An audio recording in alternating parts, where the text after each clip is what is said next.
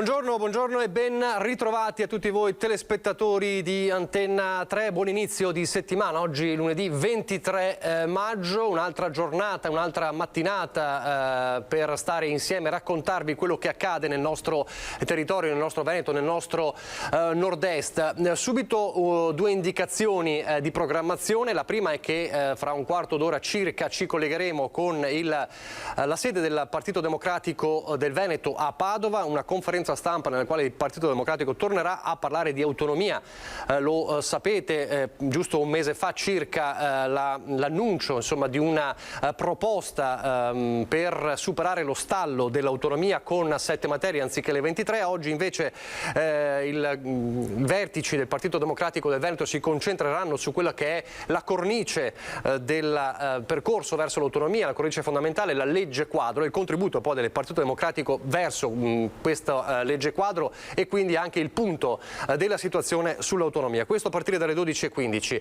Poi vi ricordo che questa sera, lunedì, ci sarà il ritorno di Ring alle 21:15, il nostro talk show di attualità politica condotto da Ferdinando Avarino. Gli ospiti saranno Enoch Soranzo di Fratelli d'Italia, Roberto Ciambetti della Lega, Arturo Lorenzoni, speaker, portavoce dell'opposizione in Consiglio regionale, il collega firma del Corriere del Veneto Marco Bonet e poi anche un'intervista a Giuseppe Cavallini, direttore di Nigrizia. Si parleremo di carestia, una carestia che è già realtà e non più soltanto nei paesi africani. È appunto uno dei temi che vengono costantemente discussi e raccontati da Nigrizia. Parleremo quindi anche di economia di guerra oggi nella nostra prima edizione e come sempre nel talk show Ring questa sera ci sarà l'esito del sondaggio che adesso lanciamo. Un sondaggio che riguarda, e lo vedete subito in onda, il reddito di cittadinanza. È un po' la domanda che tutti si fanno in questo periodo. Abbiamo raccontato in queste settimane, in questi mesi, le difficoltà ancora presenti nella ricerca di lavoratori, il lavoro che c'è ma mancano paradossalmente i lavoratori, non solo nell'ambito stagionale, nella stagione estiva ormai iniziata e che trova il suo clou fra poche settimane, ma anche in altri settori. Allora è spuntata questa ovviamente polemica, questo dibattito sul reddito di cittadinanza. Molti dicono è colpa del reddito di cittadinanza se tanti non offrono più la loro capacità di andare a lavorare, e non soltanto i giovani. È davvero così? Ve lo chiediamo chiedendovi: cancellare il reddito di cittadinanza? È necessario togliere questo, abrogare questa norma, questo sussidio per evitare che quello che ormai sembra essere un tunnel continui così per quanto riguarda il mondo del lavoro? Allora sì, se per voi è sì, 0422 162 6691, se per voi è giusto, sarebbe giusto cancellare il reddito di cittadinanza, oppure se per voi no, se per voi è un sussidio che serve, è importante, 0422 162 6690. Come sempre la chiamata è gratuita e come sempre non vi dovete preoccupare, lo ripetiamo ogni volta, ma è necessario perché alcuni di voi continuano a chiamarci, sento il numero occupato. Il numero è sempre occupato in questo caso, basta soltanto scegliere una delle due opzioni e il cervello elettronico registra nel momento stesso in cui scegliete e fate lo squillo per una delle due opzioni quale è delle due opzioni che avete scelto. Come sempre l'esito sarà a Ring ed è un sondaggio che vi riproporremo non solo nel corso della nostra prima edizione ma anche nei nostri telegiornali. Prima di passare alla cronaca ovviamente parliamo di una giornata, quella di oggi, che ci richiama a quello che accadde 30 anni fa a Capaci. 30 anni fa erano le 17:57, era l'ora precisa in cui il tritolo purtroppo fece il suo lavoro, facendo saltare in aria quel tratto di autostrada nella quale si trovavano Giovanni Falcone e la moglie Francesca Morvillo, gli uomini della scorta.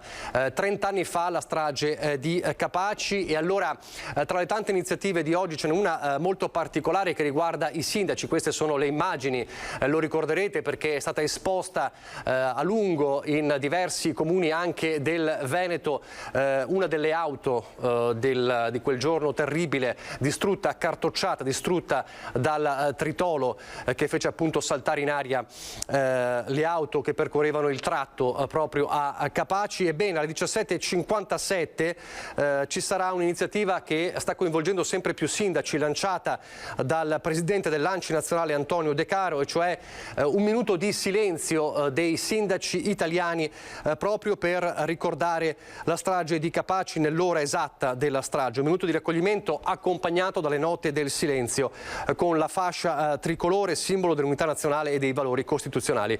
Una data dunque che rimarrà incisa nella storia del nostro paese, dice De Caro, e a questa lettera, a questo invito stanno aderendo in queste ore tantissimi sindaci anche del Veneto. Dunque oggi ci sarà questo particolare momento per ricordare la strage di Capaci.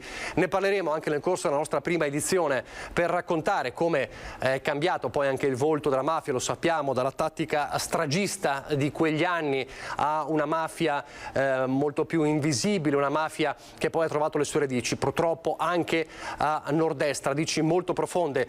Tutte le mafie, non solo la mafia siciliana ma anche l''ndrangheta e la camorra, e lo sappiamo bene, abbiamo raccontato tanti fatti di cronaca anche recentemente che testimoniano questa radicalizzazione della mafia anche a nord-est. Ne parleremo fra poco, ne parleremo nel corso della nostra prima edizione con i nostri ospiti politici per capire come difendersi anche da questo cancro che è appunto la mafia, la criminalità organizzata, proprio oggi nel giorno in cui si ricordano le vittime della strage di Capaci. E poi sapete bene che il 19 luglio dello stesso anno toccò purtroppo anche a Paolo Borsellino e agli uomini e alle donne della sua scorta. Adesso la cronaca è stata un'altra settimana difficile sul fronte incidenti, lo sappiamo, quella che si è conclusa ieri. Si riparte con un altro grave incidente avvenuto a Vicenza in autostrada.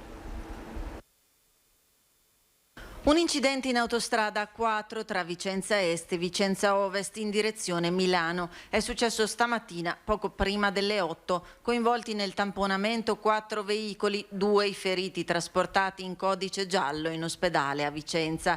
Rallentamenti che si sono riversati anche nell'allacciamento con la A31 direzione Milano, provocando diversi chilometri di coda. C'è un altro gravissimo incidente, quello avvenuto a San Pietro in Gu, e ci si attendono oggi riscontri sulle impronte digitali perché sono ancora senza nome 3 delle 4 vittime della postumia. Potrebbero arrivare in giornata gli esiti degli accertamenti sulle impronte digitali di 3 delle 4 vittime nordafricane dello schianto sulla postumia San Pietro in Gu, che sono ancora senza un nome. La polizia scientifica ha effettuato i rilievi e ora si attende di sapere se ci siano corrispondenze. Sempre in giornata dovrebbe arrivare anche la conferma dell'identità del giovane alla guida della multipla che si è schiantata contro il camion e che si è trasformata in una gabbia mortale. In tasca il ragazzo aveva la fotocopia di una patente intestata ad un 22enne marocchino. I 2 superstiti ricoverati a Cittadella invece hanno 32 e 40 anni, anche loro sono marocchini e pare che il più giovane sia irregolare sul territorio italiano. La macchina su cui viaggiavano era intestata ad una cooperativa di Cologna Veneta coinvolta nel 2019 in un'inchiesta di sfruttamento di lavoratori stranieri, specialmente marocchini, impiegati nella raccolta del tabacco, e per la quale era finito in carcere un caporale, anche lui marocchino. Alcuni conoscenti dei 2 sopravvissuti hanno riferito agli inquirenti che i 6 uomini si erano svegliati all'alba per andare a lavorare nei campi. Pare facessero i facchini, scaricavano pollame e lavoravano nella raccolta di frutta e ortaggi. Una strage della strada che ora potrebbe portare alla luce una vicenda di sfruttamento di stranieri nelle campagne venete. E sempre in mattinata dovrebbe arrivare anche la decisione su un altro incidente mortale avvenuto pochi chilometri di distanza, sempre tra la Postumia e la A31, e che, lo ricorderete, ha coinvolto un operaio di Piove di Sacco, travolto e ucciso da un automobilista ubriaco. La Procura di Vicenza, che indaga sulla morte di Walter Giurato, dovrebbe decidere in giornata se disporre o meno l'autopsia sull'operaio 53enne di Piove di Sacco, investito e ucciso da un automobilista ubriaco mentre stava lavorando in un cantiere stradale allo svincolo di Vicenza Nord lungo la A31 Valdastico. Il suo investitore, un 33enne di Bolzano Vicentino, è attualmente agli arresti domiciliari per omicidio stradale. Quando ha travolto e ucciso Giurato aveva un tasso alcolemico di 1,50, ovvero ben 3 volte superiore ai limiti del consentito. Il 53enne di Piove di Sacco era dipendente della ditta CV di 2 Carrare che si occupa di lavori stradali. Lo Spisal sta verificando anche le condizioni di sicurezza del cantiere. Walter Giurato è morto sul colpo per i traumi riportati. Se il pubblico ministero decidesse di non disporre l'autopsia, la salma verrà restituita ai familiari che potranno così organizzare i funerali. Un incidente nautico invece a Chioggia, un ventenne del posto schiantatosi col barchino contro una bricola. Sono ancora gravi le condizioni del ventenne che sabato mattina si è schiantato col barchino contro una bricola lungo il canale Poco Pesce che collega Chioggia a Valli. A prestargli soccorso erano giunte altre imbarcazioni di passaggio nelle vicinanze che hanno rimorchiato il natante del ragazzo del posto, assistendolo e chiamando i soccorsi. Il giovane è stato portato all'ospedale dall'ambulanza che ha raggiunto il punto dello sbarco del ferito portato a terra, ma non sarebbe in pericolo di vita. Sul posto la Capitaneria di Porto di Chioggia per eseguire i rilievi. Sta indagando sull'accaduto per capire la dinamica, nell'attesa di sentire il ragazzo sull'accaduto non appena sarà nelle condizioni di rispondere ai militari. Allora, pochissimi istanti di pubblicità, poi di nuovo la cronaca e ci collegheremo poi con Padova, la sede regionale del Partito Democratico. Qualche istante di pubblicità.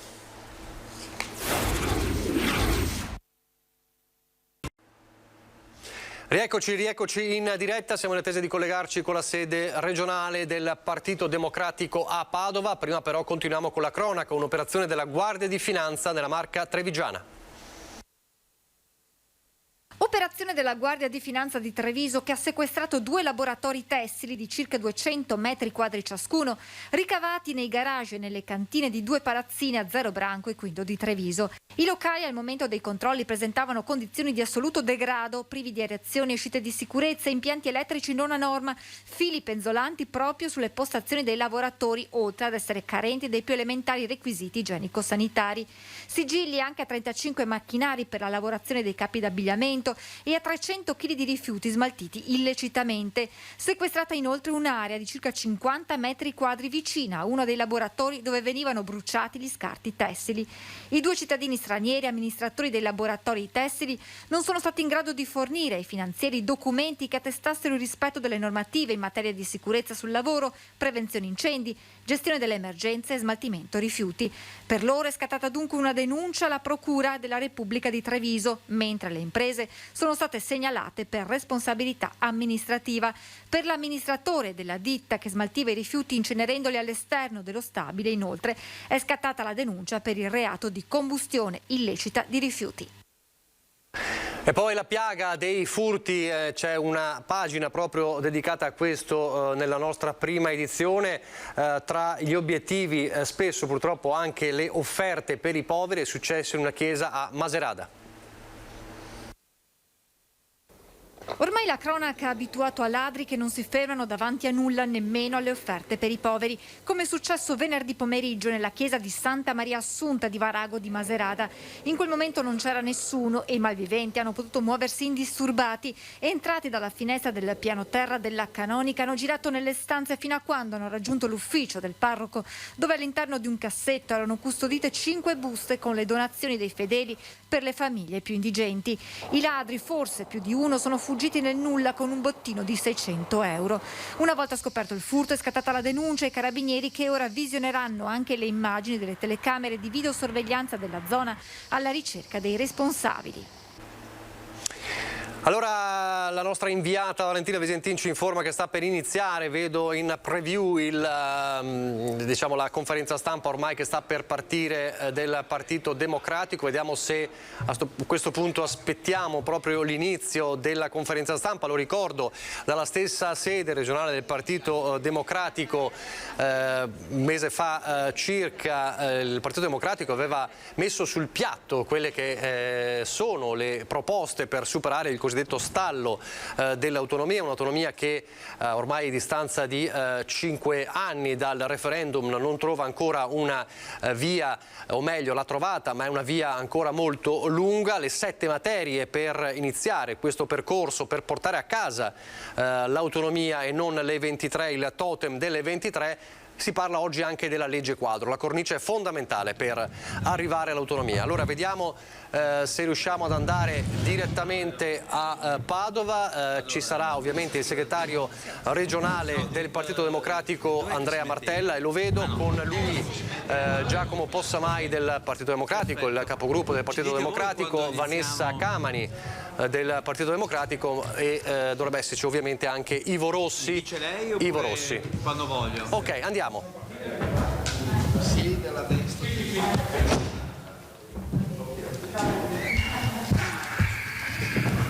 Buongiorno a tutti. Il Partito Democratico del Veneto continua il proprio lavoro e il proprio approfondimento sul tema dell'autonomia differenziata. Lo fa con una proposta che oggi intendiamo avanzare dopo quelle avanzate nei giorni scorsi, proprio perché riteniamo che l'autonomia, un'autonomia vera, efficace e propositiva, sia molto importante per fare in modo che il Veneto conti di più e che la nostra regione possa maggiormente incidere sulle scelte dei governi nazionali ed europei. Noi pensiamo soprattutto che l'autonomia sia utile quando è utile per i cittadini, quando è più vicina ai veneti, quando riesce a erogare servizi migliori, quando riesce ad esprimere una amministrazione più efficiente e più efficace. Per questa ragione, qualche settimana fa, abbiamo presentato la nostra proposta per uscire dalla paralisi politica in cui questo tema versava. Lo abbiamo fatto individuando alcune materie, 7 materie per la precisione, su cui poter da subito costruire una proposta realizzabile, e lo abbiamo fatto anche spiegando come è possibile uscire dalla logica della trattenuta del gettito fiscale unita alla contemporanea indicazione del residuo fiscale. E quindi l'abbiamo fatto dicendo: per noi è possibile uscire dalla retorica delle 23 materie che nel corso di questi anni non si sono realizzati, indicare 7 materie, queste materie che hanno a che fare soprattutto con il lavoro, con la formazione e con le imprese e con, diciamo, la tutela e la rigenerazione del territorio e urbana, e abbiamo anche indicato che ci sono, sulla base dell'attuale Costituzione, delle modalità per le quali trasferire risorse finanziarie per l'esercizio di questa autonomia, avendo anche la capacità di poter trattenere ulteriori risorse se quelle trasferite verranno in parte risparmiate. Questa nostra proposta mi pare che abbia fatto riprendere un dibattito a livello regionale, di cui parleranno poi i nostri consiglieri regionali, ha sicuramente fatto riprendere anche un dibattito a livello nazionale. Oggi quindi vogliamo presentare un'ulteriore proposta, il contributo del Partito Democratico del Veneto a favore della legge quadro sull'autonomia.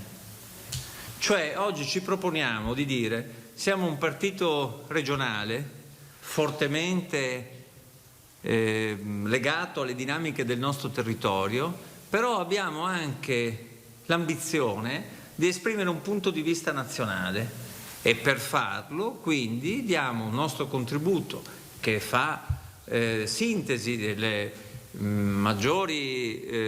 migliori approfondimenti tenuti nel corso di questi anni, perché la legge quadro debba essere realizzata. Del resto, ormai che si debba fare una legge quadro è un patrimonio condiviso dai precedenti governi e anche da questo governo. Il ministro Gelmini ha parlato nei giorni scorsi della necessità entro l'estate di arrivare in Consiglio dei Ministri con la legge quadro. Ecco, noi vogliamo offrire a lei, e la consegneremo ovviamente al governo, agli altri ministri, ai ministri del nostro partito, il contributo del Partito Democratico del Veneto perché questa legge quadro possa essere realizzata. Naturalmente questo lavoro l'abbiamo fatto essendo un partito che fa del confronto, dell'approfondimento interno la base della propria elaborazione. L'abbiamo fatto con il coinvolgimento pieno dei parlamentari. Qui oggi con noi c'è anche l'onorevole Zardini, che fa parte della Commissione per il regionalismo, quindi per le questioni legate a tutti questi temi, a quali darò la parola, e diciamo simbolicamente oggi consegneremo all'onorevole Zardini questa nostra proposta di legge, perché questa proposta di legge possa, attraverso i parlamentari del Veneto e attraverso il raccordo con il governo, essere un contributo che va nella direzione di realizzare quegli obiettivi. Nei vari articoli che voi troverete ci saranno vengono individuati quelli che sono gli obiettivi per l'attribuzione alle regioni di particolari forme di autonomia, sono definite quali sono le procedure per raggiungere l'autonomia, sono previste sono previste le risorse finanziarie e i profili di carattere finanziario, cioè rispondere a quell'esigenza di avere delle risorse per quelle che sono le materie trasferite.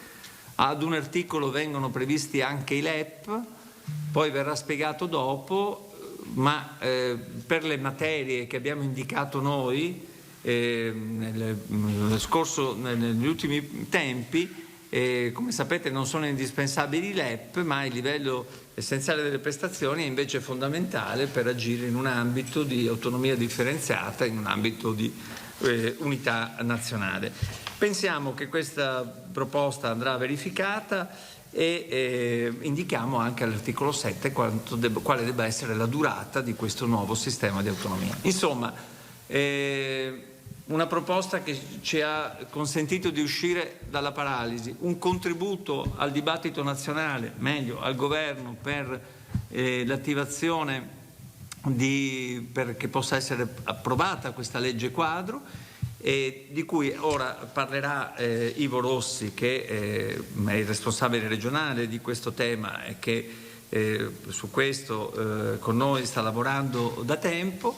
E poi anche un dibattito a livello di Consiglio regionale, di cui parleranno poi il capogruppo in Consiglio regionale Giacomo Possamai e la vice capogruppo sempre del Consiglio regionale Vanessa Camani. Insomma, ci muoviamo, come avete capito, sapendo quello che stiamo facendo e con l'idea che non è che buttiamo lì qualche proposta, ma ci muoviamo con un ampio raggio di azioni, proprio per dire: guardate che noi l'autonomia la vogliamo fare sul serio, e siccome per noi non è propaganda ma è una cosa seria, vi stiamo indicando come la si può realizzare.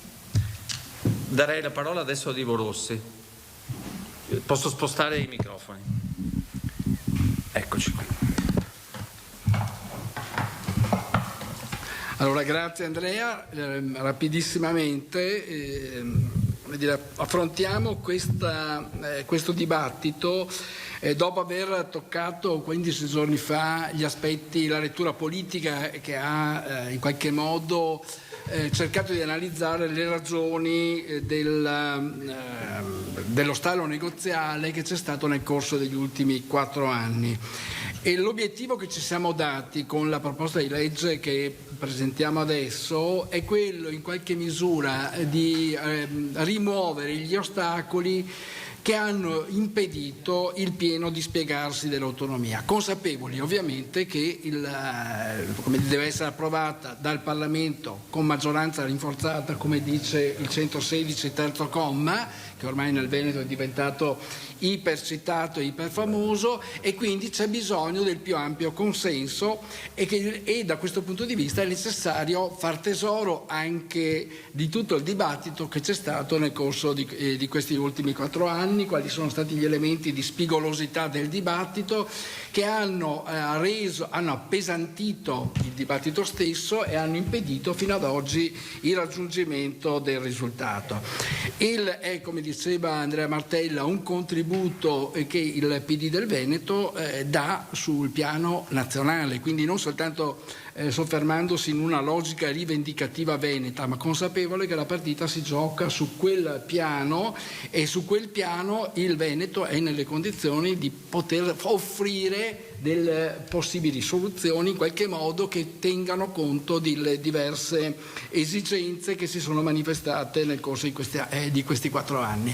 C'è un aspetto appunto che vorrei sottolineare, è come questo porsi in una dimensione nazionale in qualche modo esce dall'angusto dibattito, per carità molto forte, che c'è stato nel Veneto, ma allo stesso tempo lo pone nella sede più corretta, consapevoli ovviamente che si tratta di un lavoro, lo dico subito, di sintesi dei tanti elementi che hanno composto il dibattito nel corso degli ultimi anni, a partire dal preaccordo fatto dal governo Gentiloni e successivamente poi sviluppato con gli altri 3 governi, in cui gli elementi che adesso andremo a riferire sono sempre stati presenti con diverse soluzioni, e alla luce appunto però del dibattito noi immaginiamo che quello che stiamo presentando possa essere un canovaccio, anzi una proposta strutturata che in qualche modo possa guidare il dibattito per le prossime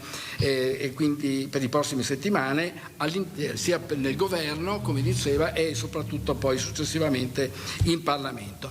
Rapidissimamente, sugli obiettivi, la proposta di legge si compone di 7 articoli.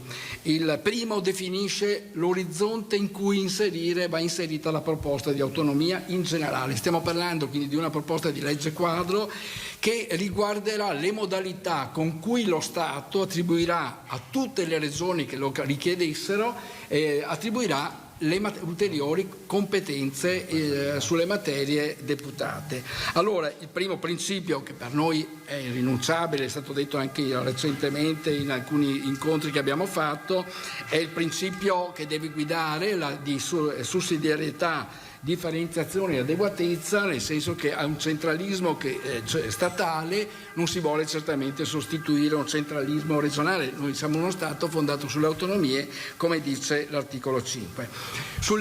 Si ribadisce come i livelli essenziali delle prestazioni, che sono stati oggetto di notevoli confronti e anche di accese polemiche nel corso degli ultimi 3 anni, sono un punto di riferimento, non soltanto perché lo dice la Costituzione all'articolo 117 terzo comma lettera M, ma perché sono quella garanzia dell'equità nella tutela dei diritti sociali e civili di tutta la popolazione residente in questo Paese.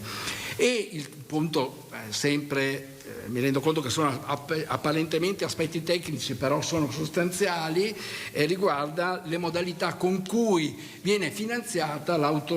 vengono finanziate le materie trasferite dallo Stato, conferite dallo Stato alle regioni, che poi devono essere esercitate, in cui si ribadisce che devono essere attribuiti in termini di compartecipazione al gettito generato dalla fiscalità territoriale relativa in questo caso al Veneto, ma può essere per la Lombardia quella lombarda e per l'Emilia idem. L'articolo 2 introduce dice una cosa, se vogliamo, apparentemente risaputa, però la definisce, perché la legge quadro ha questo compito di guidare i processi non soltanto della prima regione che sarà oggetto del trasferimento di competenze, ma dovrà guidare tutto il sistema del regionalismo nell'approccio all'autonomia differenziata. Dice sostanzialmente, indica le modalità con cui si dovrà esercitare l'iniziativa regionale, e quindi il Consiglio regionale che decide, la conferenza delle autonomie locali che compartecipa alla decisione, e fa salva però, e questo è un aspetto importante che ci riguarda, fa salva che gli atti vengono fatti salvi gli atti di iniziativa delle regioni già presentati al governo, in questo caso quindi quello del Veneto, quello della Lombardia e quello dell'Emilia Romagna, che è giusto che sia così, anche se però appunto si individua una modalità più certa anche per le altre regioni per il futuro. Sul procedimento l'articolo 3 si occupa del procedimento di approvazione dell'intesa. Sembra un tema di poco conto, letto da parte, insomma, in un angolo del territorio nazionale, ma è essenziale perché le materie trasferibili e trasferite un domani dallo Stato alle Regioni oggi sono di competenza del Parlamento. La legge 116, l'articolo 116 terzo comma dice che deve essere approvato a maggioranza assoluta delle Camere sulla base di un'intesa. L'intesa fra chi si fa?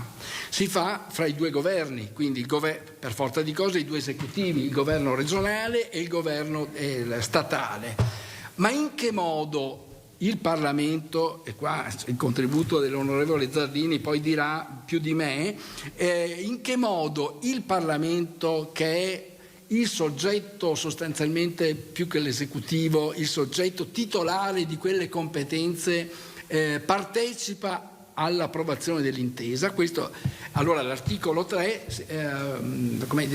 immagina le modalità attraverso cui, una volta stipulata una bozza di intesa fra governo e governo regionale, vengono inviate al Parlamento in via preventiva prima dell'approvazione da parte delle Camere, in modo tale, qua si dice, che la Commissione bicamerale per le questioni regionali possa esprima il proprio parere sull'oggetto dell'intesa, quindi sulle materie da trasferire, le modalità con cui vengono trasferite, eccetera, e questo parere poi venga inviato agli due esecutivi, che ne devono e sarà alla loro ovviamente valutazione tenerne conto. In che misura?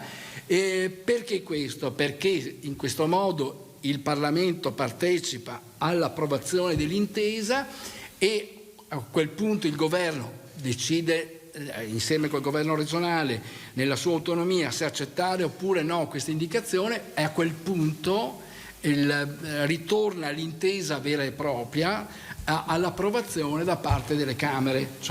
Quindi abbiamo un preaccordo, viene mandato nei suoi contenuti al Parlamento attraverso la Commissione Affari Questioni regionali, fa una valutazione ed esprime il proprio parere, dà delle indicazioni ai due esecutivi. I due esecutivi possono decidere di tenerne conto oppure non tenerne conto e devono motivare in questo caso.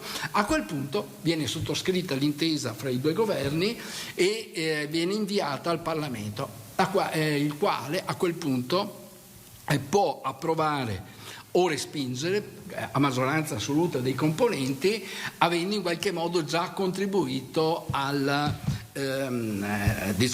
formazione dell'atto. Non mi soffermo perché sennò ci sono tutta una serie di aspetti tecnici su cui sorvoliamo. Uno degli aspetti su cui l'articolo 4 si sofferma è quello dei livelli essenziali delle prestazioni, che, come dicevo prima, sono stati oggetto di un dibattito piuttosto acceso nei diversi angoli del Paese da cui si guarda appunto lo sviluppo dell'autonomia differenziata, e si dice sostanzialmente che i livelli essenziali delle prestazioni nella prima fase sono esclusi dal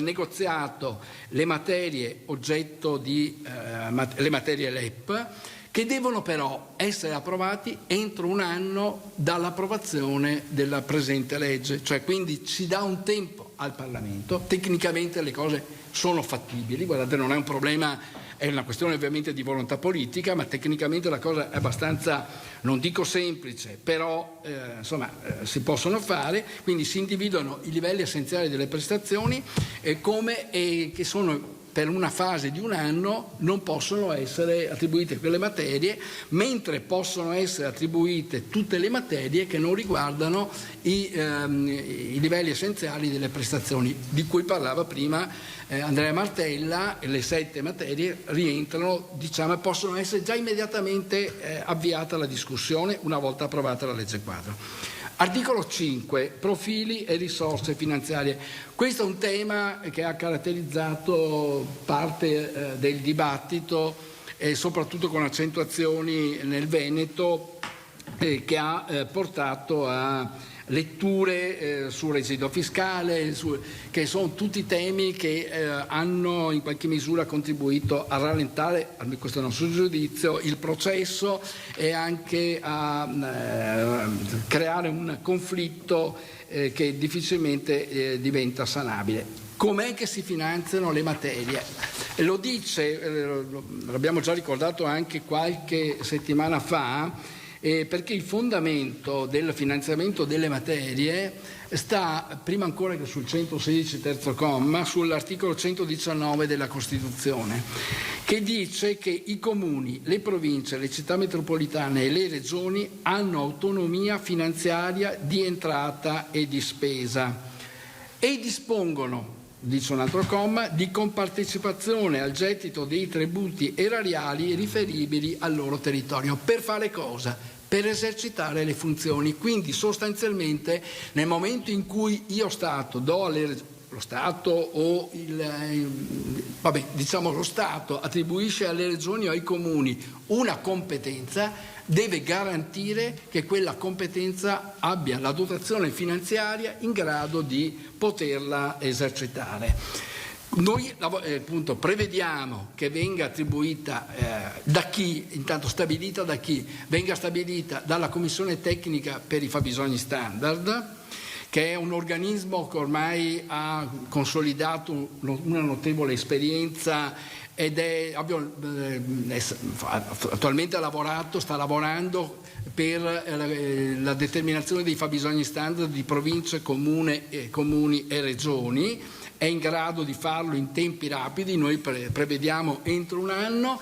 La definizione della risorsa che deve essere attribuita alla regione richiedente l'autonomia deve essere attribuita in una prima fase, perché altrimenti rimandiamo sempre più avanti nel tempo, in termini di cosiddetta spesa storica. In realtà è la spesa permanente dello Stato, cioè cosa spende sostanzialmente lo Stato in questo momento per l'esercizio di quelle funzioni.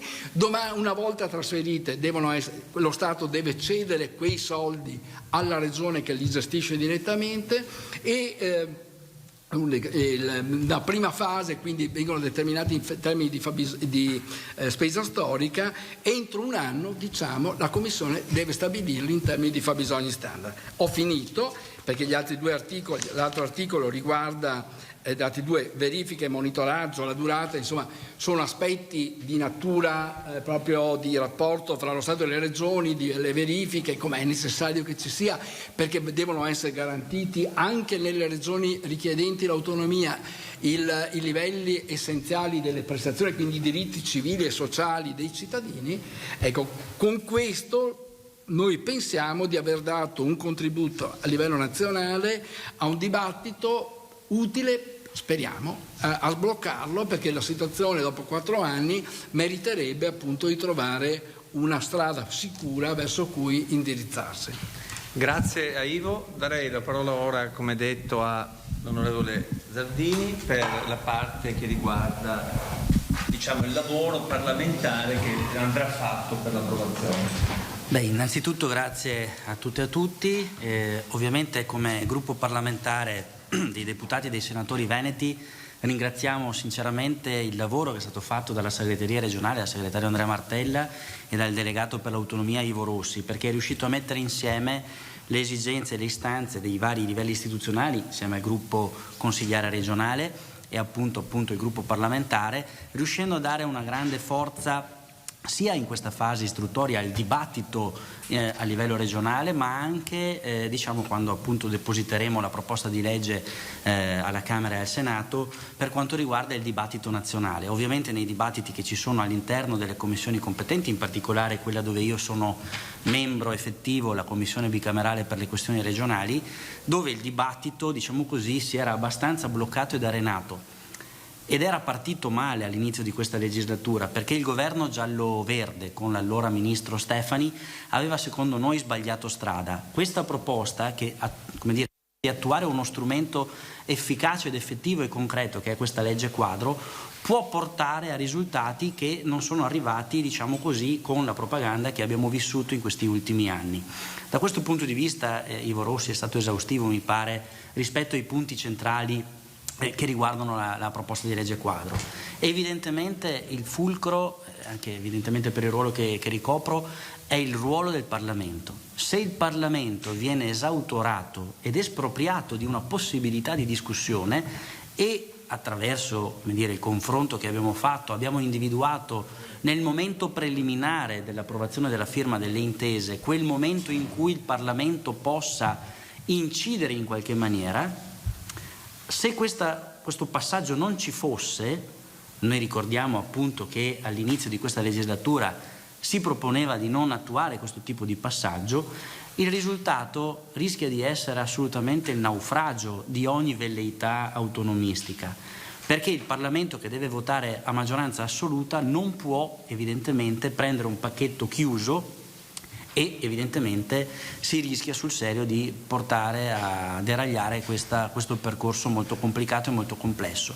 Le altre questioni che ha citato Ivo Rossi non sono di secondaria importanza, i temi ovviamente dei livelli essenziali di prestazione, dove noi abbiamo sempre aperto all'immediato trasferimento delle materie che non avessero quelle dette non LEP nel dibattito pubblico, anche immediatamente, ma è evidente che invece le materie che prevedono questi livelli essenziali di prestazioni, se noi non le mettiamo, diciamo così, all'ordine del giorno, è evidente che una parte, diciamo così, dei parlamentari rischierebbe di dire di no alla proposta di intesa. Quindi questi due elementi sono di fondamentale importanza.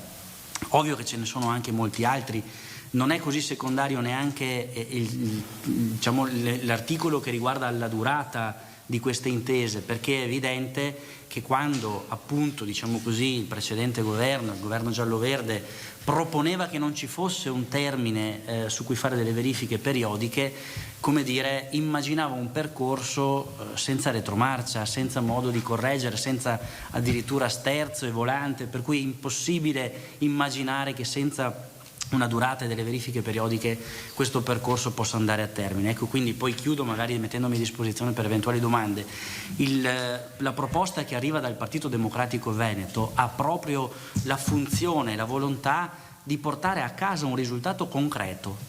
Noi siamo sicuri che il Partito Democratico, anche a livello nazionale, abbiamo fatto delle discussioni grazie all'impegno della nostra capogruppo alla Camera, Deborah Serracchiani, e tutto il Partito Democratico sulle proposte del Partito Democratico ci sta. Noi vorremmo che anche gli altri pezzi diciamo così, presenti in Parlamento abbandonassero, come dire, il livello propagandistico per arrivare a un risultato concreto. Noi con la nostra proposta pensiamo che sia il metodo più veloce, più celere, più certo per arrivare a una conclusione positiva di questo percorso molto atteso, insomma, nella nostra regione. Molto bene, grazie a Diego Zardini. Come avete visto ci muoviamo assieme e così ora do la parola a Giacomo Possamai.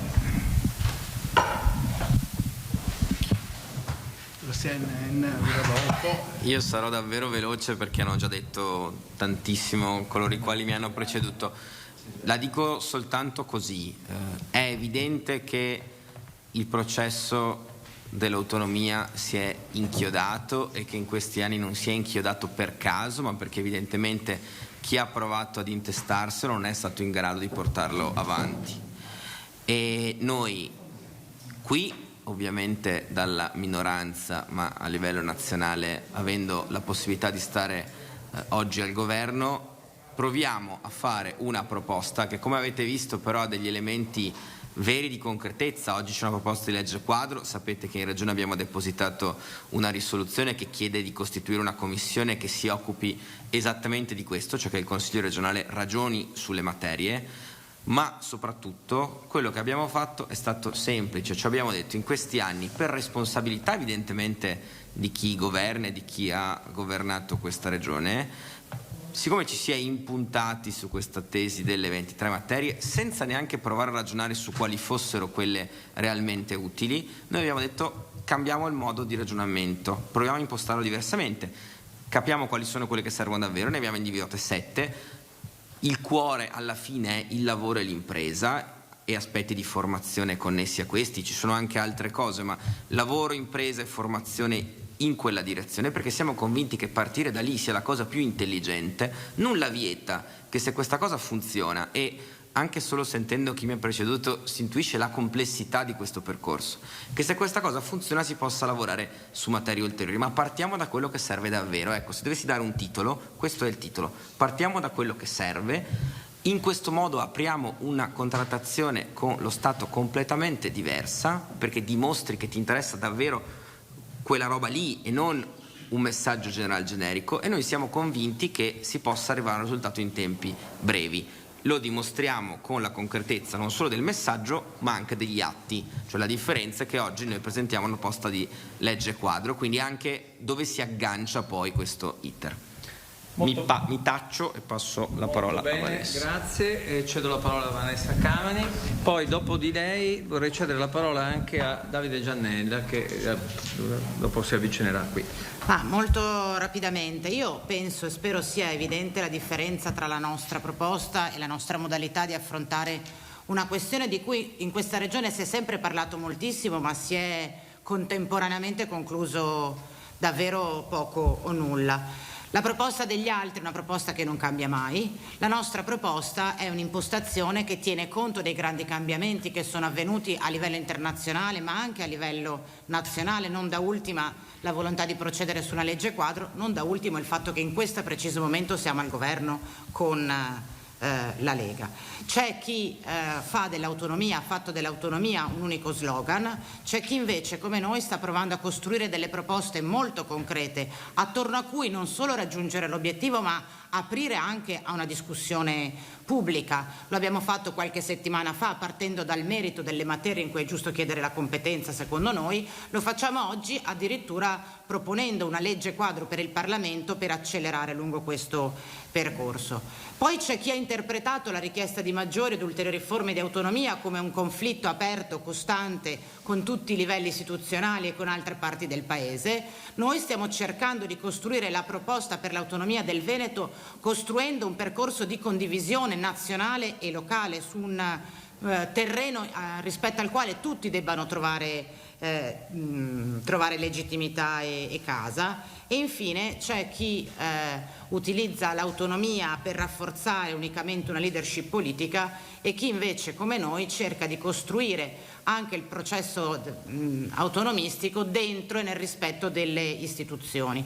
Su questa logica noi, anziché fare le conferenze stampa per fare degli annunci e basta, come vedete oggi presentiamo la legge quadro e diverse settimane fa abbiamo presentato in Consiglio regionale la risoluzione di cui chiederemo rapidamente la calendarizzazione. Perché, e chiudo davvero su questo, è necessario discutere di autonomia all'interno del Consiglio regionale del Veneto? La prima motivazione è la più banale. Guardate, dal 2017, cioè all'indomani del referendum, questo argomento non è più stato affrontato dentro il Consiglio della Regione del Veneto. Cioè la regione che ha fatto dell'autonomia la propria bandiera dal punto di vista politico non ha mai discusso di questo argomento. All'indomani del referendum è stato dato mandato in bianco al Presidente e da allora il Consiglio della Regione del Veneto non ha mai discusso di questo argomento. Questa sembra banale, ma è la prima motivazione. La seconda è perché noi chiediamo che la Giunta si impegni a discutere, certo dentro il Consiglio, ma anche con i corpi intermedi, le parti sociali, le organizzazioni di categoria di questa regione attorno all'autonomia, perché anche per le cittadine e i cittadini, le imprese del Veneto è giunto il momento sul tema dell'autonomia di passare dalle parole ai fatti. Questo è l'impianto con cui noi insieme alla segreteria regionale stiamo impostando la discussione attorno all'autonomia, con l'obiettivo, come si può intuire, di arrivare presto a qualche risultato che possa consentire finalmente di chiudere la fase, la stagione politica degli annunci e di passare invece a quella che realizza concretamente degli obiettivi. Grazie a Vanessa Camani. E come ho detto ci siamo mossi con una piena sintonia con i rappresentanti in Consiglio regionale, con i nostri parlamentari, e abbiamo anche un confronto al nostro interno con i rappresentanti del governo, ma abbiamo parlato e ci siamo confrontati su questo tema anche con gli amministratori locali, sindaci, vice sindaci, consiglieri comunali del nostro territorio, che sono molti. E per questa ragione vorrei cedere la parola a Davide Giannella, che è il sindaco di Piove di Sacco, che è anche presidente del forum degli amministratori del PD, che di questo tema ha discusso nel corso di una riunione qualche giorno fa. Un breve intervento anche a Davide e poi ci siamo. Grazie al segretario Andrea Martella. Credo che aver portato qui la voce dei sindaci sia veramente il completamento di quello che è una proposta seria, utile, efficace, perché la settimana scorsa, come è stato anticipato, ne abbiamo parlato con gli amministratori locali.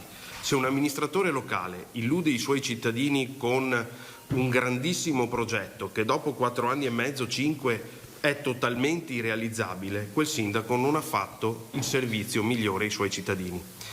Ecco allora che per uscire dallo stallo di cui si parlava prima, e è stato ricordato e ribadito più volte che l'articolo 5 dello Stato riconosce le autonomie locali.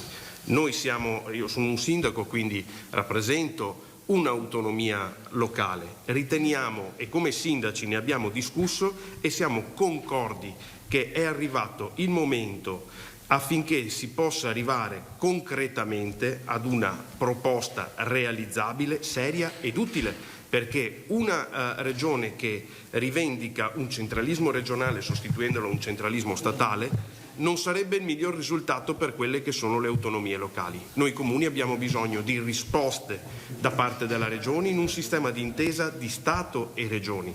Ecco quindi che come sindaci abbiamo non solo valutato l'opportunità, ma ne riconosciamo la profonda serietà e anche la grande utilità in termini pratici e concreti per cercare di dare proprio ai cittadini il miglior servizio.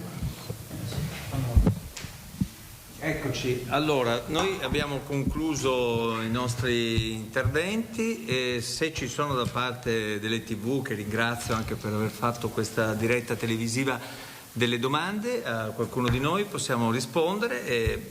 Ecco. Sì.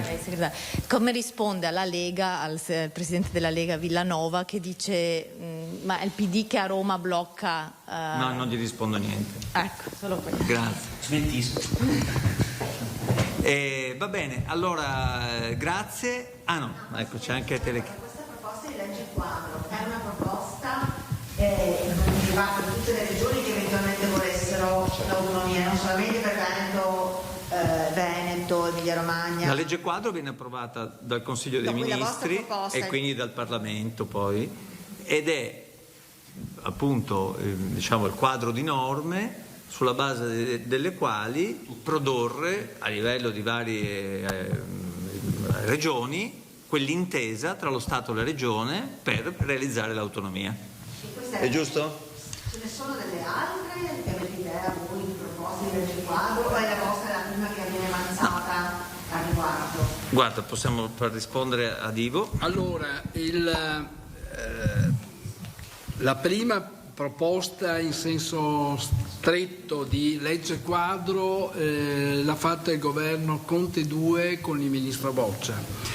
Devo dire però che l'esigenza di avere delle norme guida per il trasferimento delle competenze è presente fin dal primo momento in cui si è avviata la discussione, cioè il governo Gentiloni, il preaccordo che è stato siglato era diviso in 2 titoli sostanzialmente. Il titolo primo che definiva tutte le norme generali a cui dovevano attenersi, cioè si sarebbe attenuto lo Stato e le regioni conseguentemente. La stessa cosa poi è successa con caratteristiche leggermente diverse per il dicastero del ministro Stefani. Si è poi valutato, a partire diciamo dal governo Conte 2 con il ministro Boccia, e condiviso, e questa è l'importanza anche da questo governo con il ministro Gelmini, l'utilità di arrivare a definire una legge quadro in modo tale poi da accelerare tutti i processi successivi. È in questo ambito che noi ci siamo sentiti, tenendo conto delle difficoltà che abbiamo analizzato, che vediamo, che tocchiamo con mano, insieme con i parlamentari, di come dire, offrire una chiave di lettura che tiene conto esattamente del dibattito che c'è stato nel corso degli ultimi anni, quindi non inventa nulla di per sé, perché voglio dire, lo ritrovate nel processo da partire dal 2018 in avanti. Solo che l'uso delle parole, l'importanza delle parole, mi verrebbe da dire con Ivano Dionigi, che ho visto che ha pubblicato un libro proprio sulle parole e le cose, il diverso mix, come dire, che tenga conto dei problemi, offre quella che noi riteniamo essere una possibile soluzione e quindi chiudere questo eterno dibattito che ha agitato il Veneto. Mi sentirei di dire, se si parla licet, che questa è una prova di maturità anche per il Veneto stesso, perché se rimani sempre sullo stesso punto rischiamo di non produrre nessun risultato. La maturità si dimostra ponendosi alla guida di un processo nazionale. Noi vogliamo dare il nostro piccolo contributo, piccolo o grande, questo lo valuterete dopo. Va bene, allora se non ci sono altre domande penso che possiamo chiudere qui la conferenza stampa. Ringrazio tutti voi che siete stati presenti e naturalmente tutti i relatori, ciascuno dei quali ha dato un contributo fondamentale per poter arrivare a questa nostra proposta che, come ho detto, è il punto di vista del PD del Veneto ad una legge quadro nazionale, perché abbiamo l'ambizione di contare qui, ma anche di offrire un nostro contributo alla norma che dovrà essere approvata. Grazie. Questa dunque la conferenza stampa del Partito Democratico dalla sede regionale di Padova. Chiedo alla regia, ecco, tenetemi in preview per vedere poi se ci sono eventuali poi interviste all'altre. Sappiamo che però adesso il Partito Democratico ha un'altra conferenza stampa che è dedicata invece alla carta stampata, quindi bisognerà capire se c'è la possibilità o meno anche di un'intervista in questo momento. Lo teniamo così in preview, così vediamo tecnicamente con la regia se c'è questa possibilità. Nel frattempo, ecco, avete sentito in questa conferenza stampa il Partito Democratico è tornato insomma a parlare dopo l'annuncio di questa proposta delle 7 materie per superare lo stallo, il totem delle 23 materie, totem a causa del quale secondo il Partito Democratico praticamente si è causato questo stallo, l'impossibilità di non recedere su alcune delle materie per portarne a casa qualcuna invece che tutte, ma la novità sta in questa proposta di legge quadro, quindi l'intervento, il contributo, la proposta che fa il Partito Democratico dal Veneto e che viene simbolicamente consegnata all'onorevole Diego Zardini, quindi a un parlamentare, perché poi si faccia portavoce di questa proposta in Parlamento. Ancora una volta il tema fondamentale che dice il Partito Democratico è quello della concretezza, così come era votata la concretezza, la necessità, dice il Partito Democratico, di individuare 7 materie e non 23 per portare a casa intanto un risultato e non soffermarsi nelle sabbie, diciamo, di questo iter che si è appunto impantanato. Così è importante, con una proposta di legge quadro molto concreta, individuare alcuni punti e ad esempio uno dei punti è quello del ruolo del Parlamento, quindi il coinvolgimento di un Parlamento che deve poi approvare questa legge quadro, una legge quadro che poi ovviamente nei nostri telegiornali di questa sera vi racconteremo nel dettaglio. La proposta prevede che passi questa, prima delle intese, passi questa proposta in una commissione parlamentare bicamerale che quindi possa già verificare la bontà o meno della proposta e quindi poi il passaggio in Parlamento, che è cruciale ed è un passaggio in Parlamento fondamentale se non si vuole appunto restare bloccati. Questo dice il Partito Democratico. Anche quella tempistica che non era ancora stata individuata, 1 anno di tempo per verificare la necessità, la possibilità di concedere l'autonomia sulle materie cosiddette LEP, le materie con i livelli essenziali delle prestazioni. Parliamo evidentemente di sanità, di istruzione, di assistenza e quindi le materie più delicate, essendo questa una proposta, quella del Partito Democratico, non esclusiva del Veneto, ma una proposta quindi di legge quadro che possa andare bene per tutte le regioni d'Italia. Questo è un altro scarto rispetto alla diciamo, visione della Lega, principale promotrice della battaglia dell'autonomia. Questa è una proposta che invece come dire, coinvolgerebbe tutte le regioni italiane. È uno dei mantra insomma, del Partito Democratico, del centro-sinistra, in questo senso, cioè autonomia sì, ma per tutti e non soltanto per il Veneto. E quindi la necessità di una verifica di un anno, al massimo di un anno però, quindi con una scadenza vera e propria per verificare la necessità, la possibilità di concedere le materie LEP, mentre le altre 7 materie, quelle non LEP, non con i livelli essenziali di prestazioni, sono invece quelle già individuate dal Partito Democratico nella proposta delle 7 materie, quindi che riguardano sostanzialmente il mondo del lavoro, dell'occupazione, ma anche della rigenerazione urbana e dell'ambiente. Questa dunque la proposta del Partito Democratico, che è tornato a chiedere che il dibattito sull'autonomia torni in Consiglio, o meglio venga come dire, discusso in Consiglio regionale. Questa è un'altra delle richieste che fa il Partito Democratico. Come sapete, anche su questo c'è scontro a Palazzo Ferro Fini. Allora, adesso lasciamo questo tema dell'autonomia, ma ne parleremo di nuovo più tardi, quando avremo fra circa mezz'ora i nostri ospiti politici, e torniamo alla cronaca. Torniamo alla cronaca e torniamo a Venezia, una Venezia che torna ad avere a che fare con il tema della Movida, un tema molto delicato in città, e c'è un vero e proprio ultimatum del comune ai locali. È così? Filippo Fois, buongiorno, mi confermi? C'è questo ultimatum? Sì, esatto, buongiorno Nicola, buongiorno ai nostri telespettatori. Allora, innanzitutto diciamo dove siamo. Alle mie spalle c'è la fondamenta degli Ormesini, che è una lunga fondamenta completamente foderata di locali che sono sorti negli ultimi 15-20 anni soprattutto, poi prosegue e diventa fondamenta della Misericordia. Questo è uno dei 3 punti focali della Movida notturna veneziana. Gli altri 2 sono Campo Santa Margherita e il mercato di Rialto. Qui è uno dei punti di cui si parlava, la situazione soprattutto il sabato sera, la domenica sera è più difficile. Tutta questa fondamenta piena di locali si riempie di persone ed è da qui poi che sono nati questi problemi, per cui c'è stata anche una presa di posizione da parte del comune, anche perché dobbiamo ricordarlo che i regolamenti comunali esistono, bisognerebbe solamente applicarli. Un'altra novità, adesso poi tratteremo un po' tutto, è quello che riguarda l'imbrattamento dei monumenti veneziani, ultimamente anche facciate storiche come quella del Redentore. Altre scritte sono apparse anche qui questa mattina, in questi giorni. Noi siamo al mio fianco, c'è Alberto Alberti, che è un esperto, possiamo dire, di murales, perché tra i fondatori dell'associazione Masegni e Nissioetti.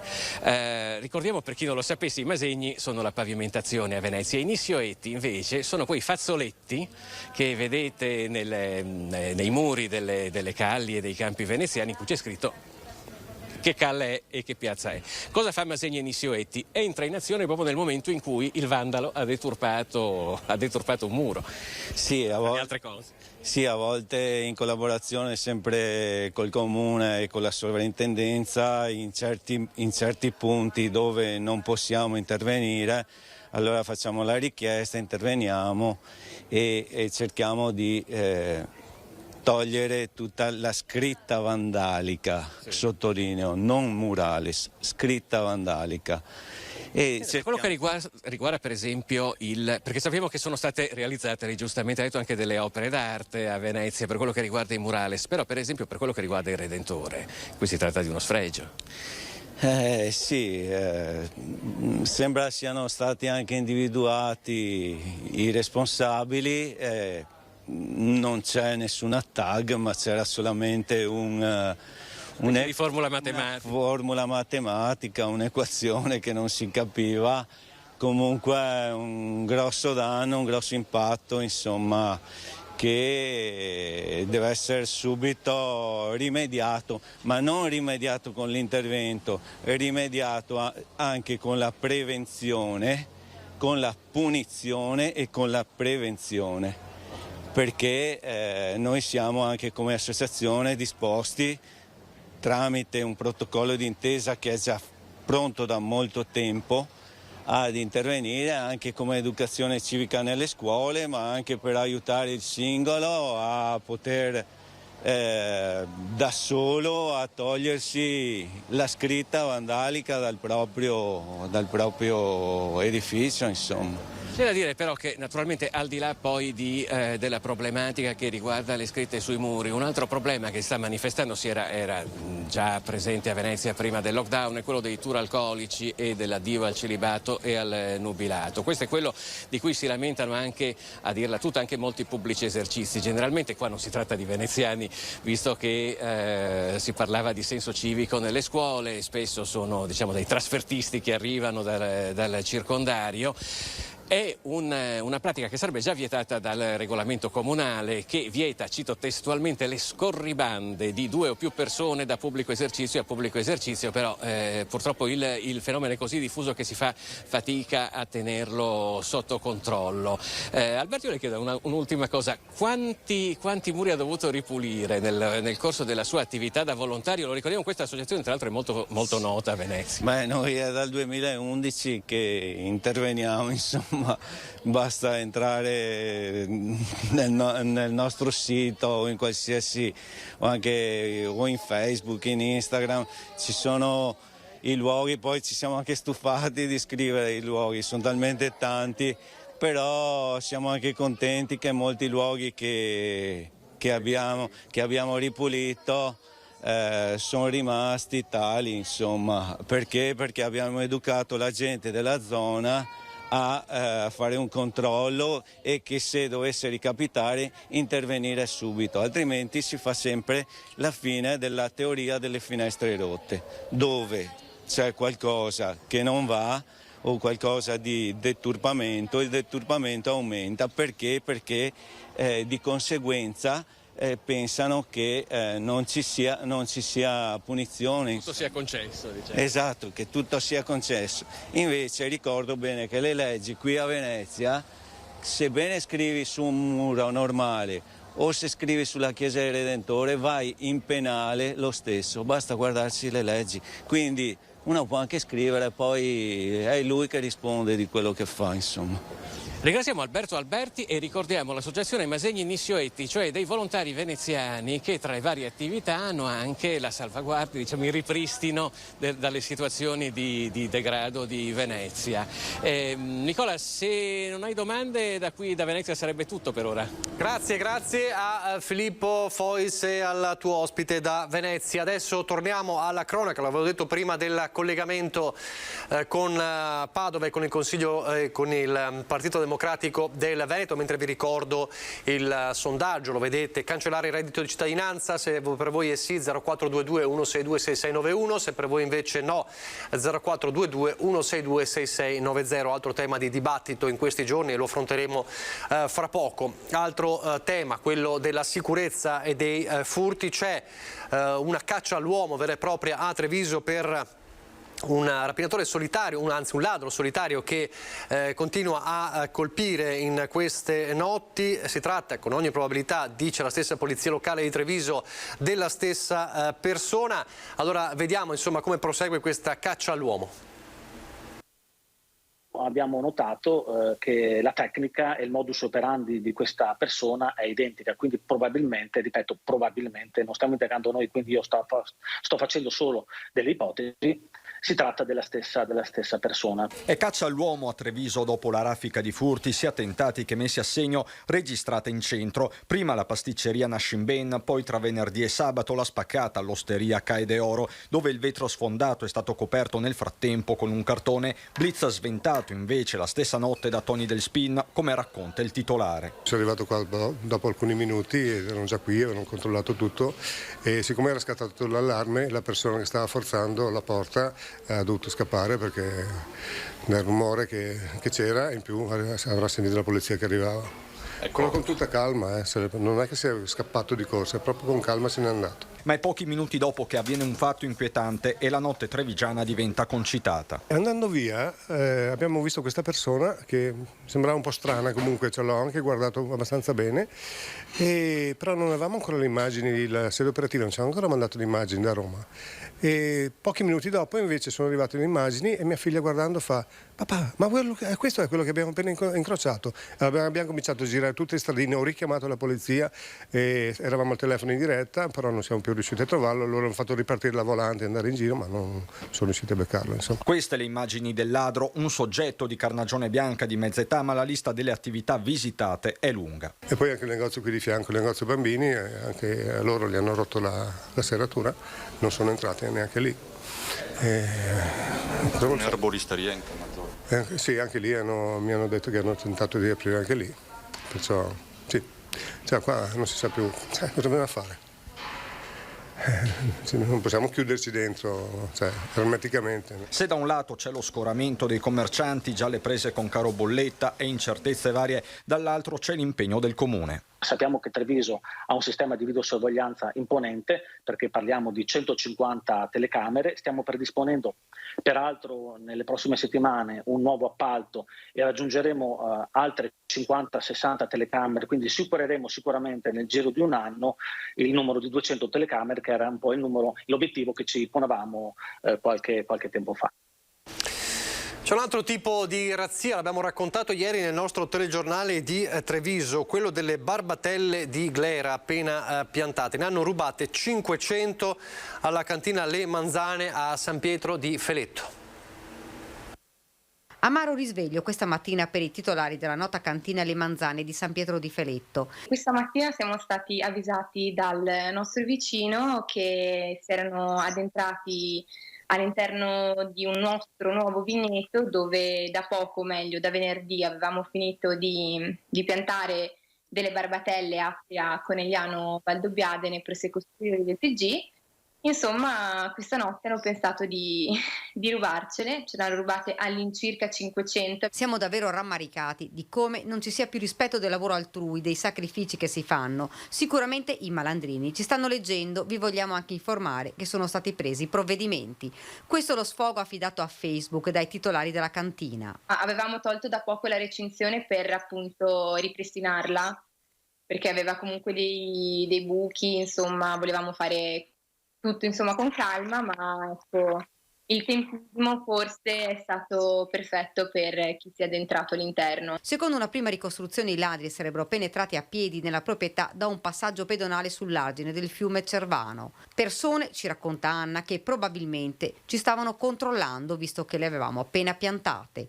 Danno non solo economico. Come quantitativo siamo all'incirca sui 1.000 euro, ma non è tanto quello, un po' più il lavoro, insomma era da una settimana che ci lavoravamo, tutto anche le varie procedure che ci sono prima di poter piantare delle barbatelle, le persone che ci hanno anche aiutato, insomma è un dispiacere perché insomma non te l'aspetti. Domani probabilmente sarà presentata la denuncia, ma la parola d'ordine è quella di ripartire. Noi continueremo a ripiantarle con la speranza, ecco, che non facciano ritorno sicuramente, però ci adopereremo per controllare e tenere tutto monitorato.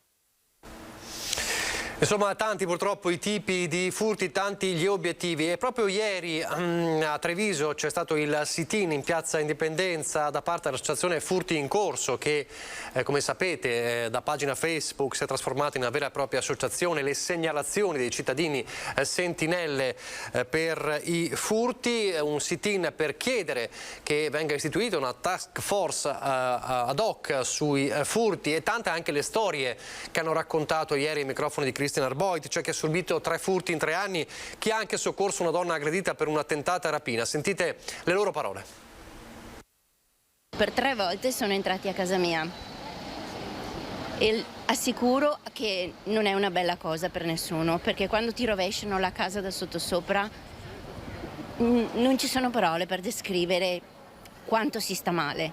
perché ti toccano proprio le cose più personali. 3 furti in 3 anni. È esasperata ma non rassegnata la signora Tiziana, che nella sua casa a San Biagio di Callalta è stata derubata di tutto, qualche monile ma anche generi alimentari, tanto da prendere una decisione netta. Ho lasciato tutta la casa così, col portone rotto, con le finestre rotte, perché proprio ho detto mettere anche a posto oltre al danno. Ho lasciato là, la casa è rovinata. Tiziana è una dei manifestanti che hanno preso parte al sit-in simbolico organizzato in Piazza Indipendenza a Treviso dall'associazione Furti in Corso, realtà che da anni si occupa di fare rete sul tema dei reati contro il patrimonio, dalle segnalazioni al supporto alle istituzioni, gesti anche concreti come quello di Francesco, che qualche anno fa ha soccorso una donna aggredita a Roncade. Era sanguinante e nascosta su una siepe. Quando mi ha visto è venuta fuori, dopodiché sono intervenuti gli agenti e la Croce Rossa. Lo stesso Francesco ha subito 2 furti in poco più di 2 anni. La prima volta sempre alle 9 di mattina. La prima volta mi hanno tagliato la cassaforte e pulito tutto quello che c'era. Dopo ho messo l'allarme, bisogna metterlo prima. La seconda volta hanno tentato con l'allarme di sfondare una finestra e là si sono fatti male e sono scappati, insomma, sempre di giorno. Tra i cartelloni c'è anche un grazie alle forze dell'ordine con richieste precise a istituzioni e politica. Noi siamo qui a chiedere certezza della pena prima di tutto, più sicurezza, più telecamere, più controlli nelle strade, posti fissi di controllo come c'erano molto tempo fa e più aiuto alle forze dell'ordine con mezzi e possibilità di fare qualcosa. La cosa principale è un incontro col prefetto che ho già chiesto formalmente via mail, come avevo fatto con precedente la Ganà, e ho piacere a conoscerlo, è un onore per me conoscerlo. E in più un ascolto da parte delle istituzioni, perché se non ci ascoltano e non ascoltano i cittadini, perché siamo quasi 20.000, non vorrei poi dover richiamare queste persone in piazza a ottobre in una manifestazione vera e propria. Per Demma c'è un rischio da evitare a ogni costo. Bisogna assolutamente evitare questo, quindi chi può farlo, possono farlo le istituzioni, dandogli più certezza e più serenità. In quel caso eviteremo che la gente esca a farsi giustizia da soli e là si scatenerebbe un problema. E poi ci sono i controlli dei carabinieri, le forze dell'ordine nel weekend. Andiamo nel Vicentino. Controlli intensificati sul territorio durante il fine settimana dalla Valle del Lagno fino a Montecchio Maggiore, con l'obiettivo di mettere in campo un'azione di deterrenza nei confronti dei malintenzionati, specialmente per quanto riguarda i furti in garage e in abitazione che si sono registrati nell'ultimo periodo in zona. Il bilancio è stato di 2 arresti e una denuncia. I carabinieri a Montecchio Maggiore hanno rintracciato e arrestato un 49enne a seguito di un provvedimento di sospensione provvisoria della misura alternativa in atto, emesso dal magistrato di sorveglianza del Tribunale di Verona. È stato portato in carcere a Vicenza per espiare una condanna per lesioni personali con fine pena prevista per il 2023. Nella sera del 22 è stato arrestato per evasione un 33enne di Valdagno. Era già sottoposto ad arresti domiciliari. Nel corso di un controllo alla stazione degli autobus della città della Lana è stato sorpreso fuori dal proprio domicilio senza averne l'autorizzazione. Bloccato dai militari, è stato quindi arrestato. Infine il 20 maggio i militari della stazione Carabinieri di Trissino hanno eseguito una perquisizione all'interno di un'attività commerciale, rinvenendo un fucile sovrapposto e munizioni illegalmente detenute. Il proprietario dovrà rispondere di violazione delle norme del TULPS.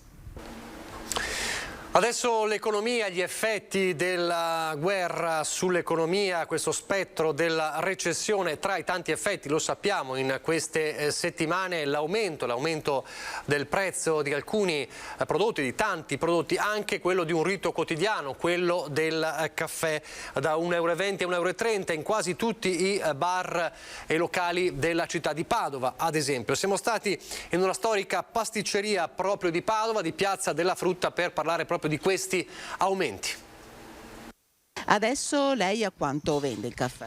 Allora, prima di aumentare il caffè io ci penso 1000 volte, perché è un prezzo che tocca molto la clientela, l'opinione pubblica, il giornalismo, eccetera eccetera, perché chi aumenta per primo finisce sempre su tutti i giornali additato come l'untore o chissà cosa. Ad ogni modo ci sono stati degli aumenti generalizzati tremendi, siamo passati dalla bolletta dell'elettricità che si è triplicata da 3.000 a 9.000 euro, da 4.000 a 12.000 euro, cose incredibili, e è aumentato tutto quanto. A un certo punto uno cosa fa? O abbassa la qualità o per mantenere inalterata la qualità aumenta i prezzi, e noi abbiamo messo un cartello come al solito prima di aumentare, un cartello una settimana prima, avvertendo i nostri clienti: guardate, siamo obbligati a ritoccare i nostri prezzi per mantenere inalterata la nostra qualità alla quale siete abituati, per cui dopo tanto tempo, tanti anni che avevamo il caffè a 1,20 €, l'abbiamo portato a 1,30 €. Abbiamo ritoccato di 10 centesimi tutta la caffetteria, quindi il caffè da 1,20 a 1,30, il decaffeinato da 1,30 a 1,40, il cappuccino da 1,50 a 1,60 e così via. La stessa cosa abbiamo dovuto farla per la pasticceria, la brioche è stata portata da 1,30 a 1,40, la pastina, noi facciamo ancora quelle grandi che siamo in pochi a farle, da 1,50 a 1,60 e così via, insomma. Ci siamo dovuti adeguare, non c'era assolutamente scelta, e mi auguro che sia sufficiente questo, perché qui le cose continuano a peggiorare. Sono un po' preoccupato per il futuro. I miei nonni, allora l'attività l'ha cominciata dal mio bisnonno, ma i miei nonni hanno attraversato la guerra e hanno avuto sicuramente delle difficoltà tremende. E io ogni volta che avevo qualche difficoltà pensavo a loro e dicevo: se ce l'hanno fatta loro, ce la farò sicuramente anche io. Adesso sono un po' preoccupato perché si sta mettendo sempre peggio. Queste parole non gliele avevo mai sentite dire, è un po' un sentimento generalizzato, insomma, qua siamo proprio nel cuore delle piazze, questo che lei ci ha raccontato in questo momento anche tra i suoi colleghi. Sì, con il fatto che aumenti tutto, compresa la benzina, fa sì che la gente rinunci al superfluo, e superfluo può diventare anche la colazione la mattina. Faccio di nuovo riferimento ai miei nonni che mi dicevano: durante il tempo di guerra la gente rinunciava a tutto, però alla domenica il dolcetto se lo comprava, per cui io sono sempre ottimista di fondo, sono sicuro che supereremo anche questa. Però bisogna che si risolva questa questione in Ucraina, perché sta bloccando tutto il mondo. Bisogna che si risolva questa situazione in Ucraina, quindi è un altro dei tanti appelli perché si ricomponga la situazione, e dall'Ucraina, da Mosca, ci sono parole che chissà potrebbero davvero portare a una svolta, non lo sappiamo. C'è però, dice Repubblica, un governo russo che sta studiando la proposta dell'Italia per una composizione pacifica della crisi in Ucraina, quindi Mosca che sta studiando questa proposta di pace, come sapete portata avanti proprio dall'Italia. Lo ha detto il vice ministro degli esteri Andrei Rudenko, quindi c'è questa notizia insomma in queste ore. Intanto parte proprio in queste ore per l'Ucraina, ritorna dunque in Ucraina con un carico di aiuti umanitari frate Benedetto, padre spirituale al santuario di Motta di Livenza, siamo di nuovo nella Marca trevigiana, ma soprattutto parroco di Sarorod, nell'ovest del paese in guerra. I miei parrocchiani dico di restare umani, ma perdonare, dice il sacerdote, è davvero difficile. Sentiamo le sue parole. E dei militari abbiamo celebrato 3 funerali, uno dei più giovani aveva 23 anni e poi un altro giovane di 27 anni che combatteva ad Azov è sparito e non sappiamo nessuna notizia. Era nelle acciaierie di Mariupol e sono 2 o 3 settimane che non abbiamo più notizie di lui. La sua parrocchia nell'occidente dell'Ucraina non ha subito bombardamenti, ma l'intera popolazione vive mesi di ansia e paura. Figli, mariti, compagni sono tutti al fronte e la guerra si vede e si sente. Missili che passano sopra le nostre case, sopra i nostri tetti.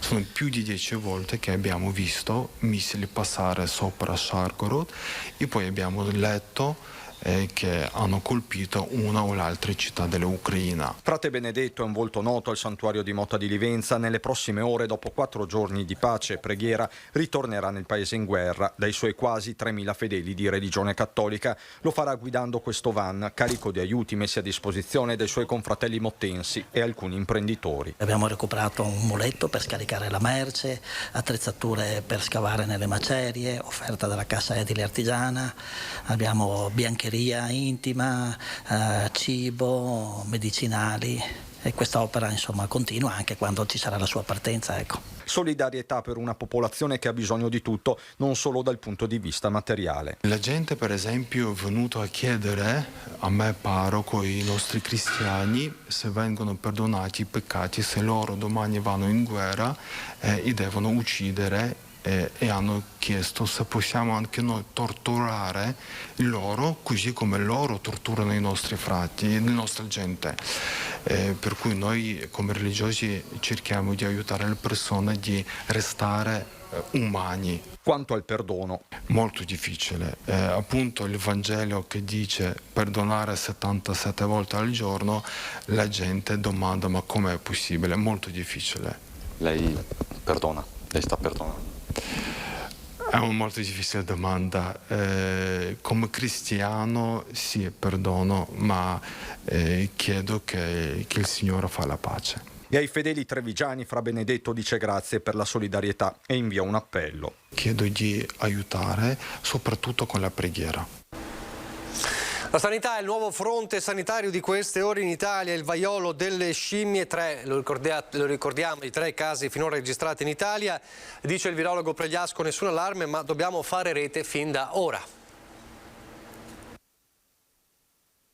Il vaiolo delle scimmie è dovuto a un poxvirus simile al vaiolo umano, che sappiamo è una malattia eradicata e che dal 1980 per questo non è più necessario eseguire una vaccinazione che noi più anziani abbiamo eseguito, e peraltro tutto questo ci può aiutare rispetto alla possibile infezione proprio per la vicinanza fra questi 2 virus. Questo è il quadro di partenza per Fabrizio Pregliasco, virologo all'Università di Milano, nei giorni in cui si registrano i primi casi in Italia di vaiolo delle scimmie. Quello che preoccupa un po' in questo momento è il fatto che sia in Italia che in Inghilterra e negli altri stati, pochi i casi ad oggi, non sono tutti correlati con la frequentazione di luoghi in cui questa malattia è endemica, cioè nel Centrafrica, e quindi sembrerebbe che questo virus abbia acquisito la capacità di rendersi più facilmente di infettare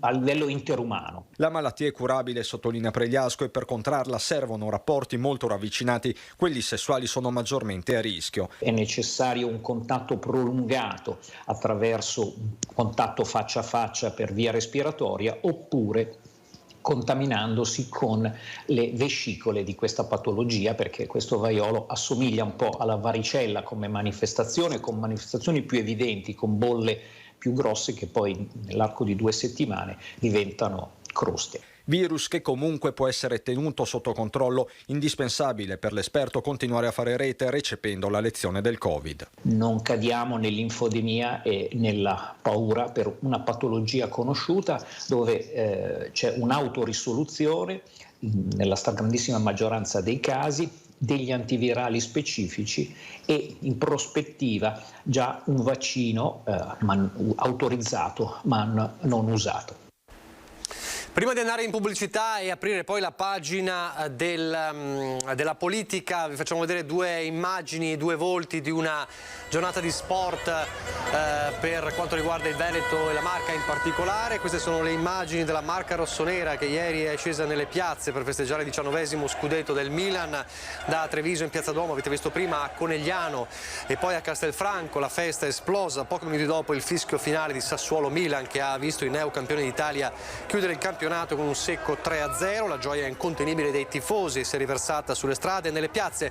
Magliette, bandiere rossonere, trombe e caroselli di auto che hanno salutato un traguardo inimmaginabile a inizio campionato.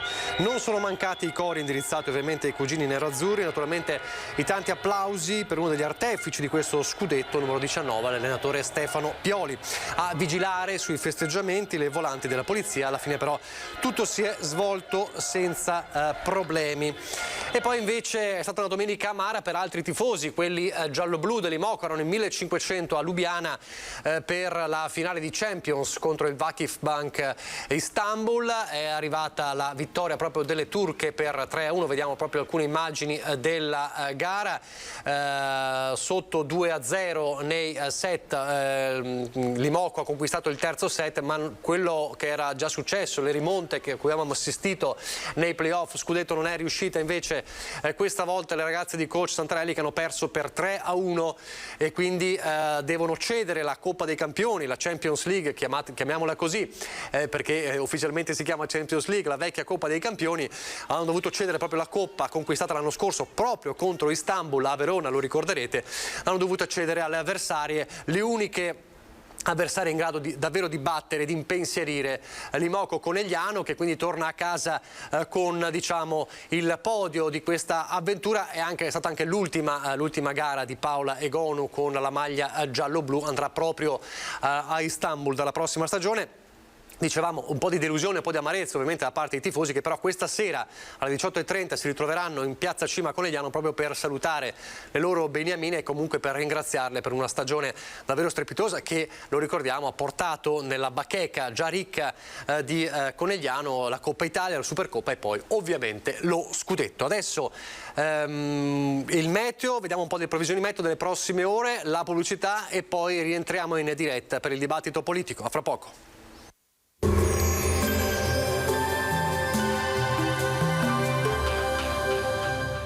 Locanda Canareggio, ristorante con cucina tipica stagionale e pizzeria con forno a legna a Rovarè di San Biagio di Callalta. Bentrovati al meteo. È ancora l'anticiclone a comandare il tempo in questo inizio di settimana. Bel tempo dunque, fatta eccezione per una locale consueta variabilità sui rilievi. Vediamo insieme il dettaglio. Sul Veneto avremo un ampio soleggiamento con il passare delle ore, nubi irregolari sui settori montani, pedemontani e occidentali della pianura, associati anche a rovesci e temporali localmente già nel corso della mattinata, ma che poi proseguiranno un po' durante il pomeriggio. Temperature sostanzialmente stazionarie, minime tra 16 e 19 gradi, massime invece comprese tra i 24 e i 32 gradi. Ci spostiamo ora sul Friuli Venezia Giulia, anche qui tanto sole. In montagna saranno probabili rovesci e temporali possibili fin verso le zone limitrofe. Temperature minime tra 16 e 21 gradi, massime intorno ai 30. Infine diamo uno sguardo alla situazione del Trentino Alto Adige. Inizialmente sarà asciutto e soleggiato, a seguire anche qui qualche temporale a carattere sparso. Temperature minime intorno ai 16 gradi, massime sui 31-32 gradi. Dal meteo di Antena 3 per ora è tutto, arrivederci al prossimo aggiornamento.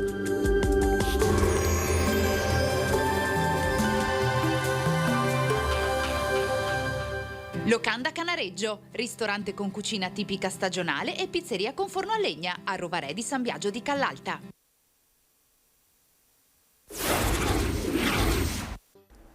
Rieccoci in studio in diretta. Saluto e ringrazio i nostri ospiti, il senatore Luca De Carlo, coordinatore regionale di Fratelli d'Italia, buongiorno. Buongiorno a tutti. Luciano Sandonà, consigliere regionale della Lega, buongiorno. Buongiorno. E Antonella Tocchetto, consigliere comunale del Partito Democratico a Treviso, buongiorno. Buongiorno a lei.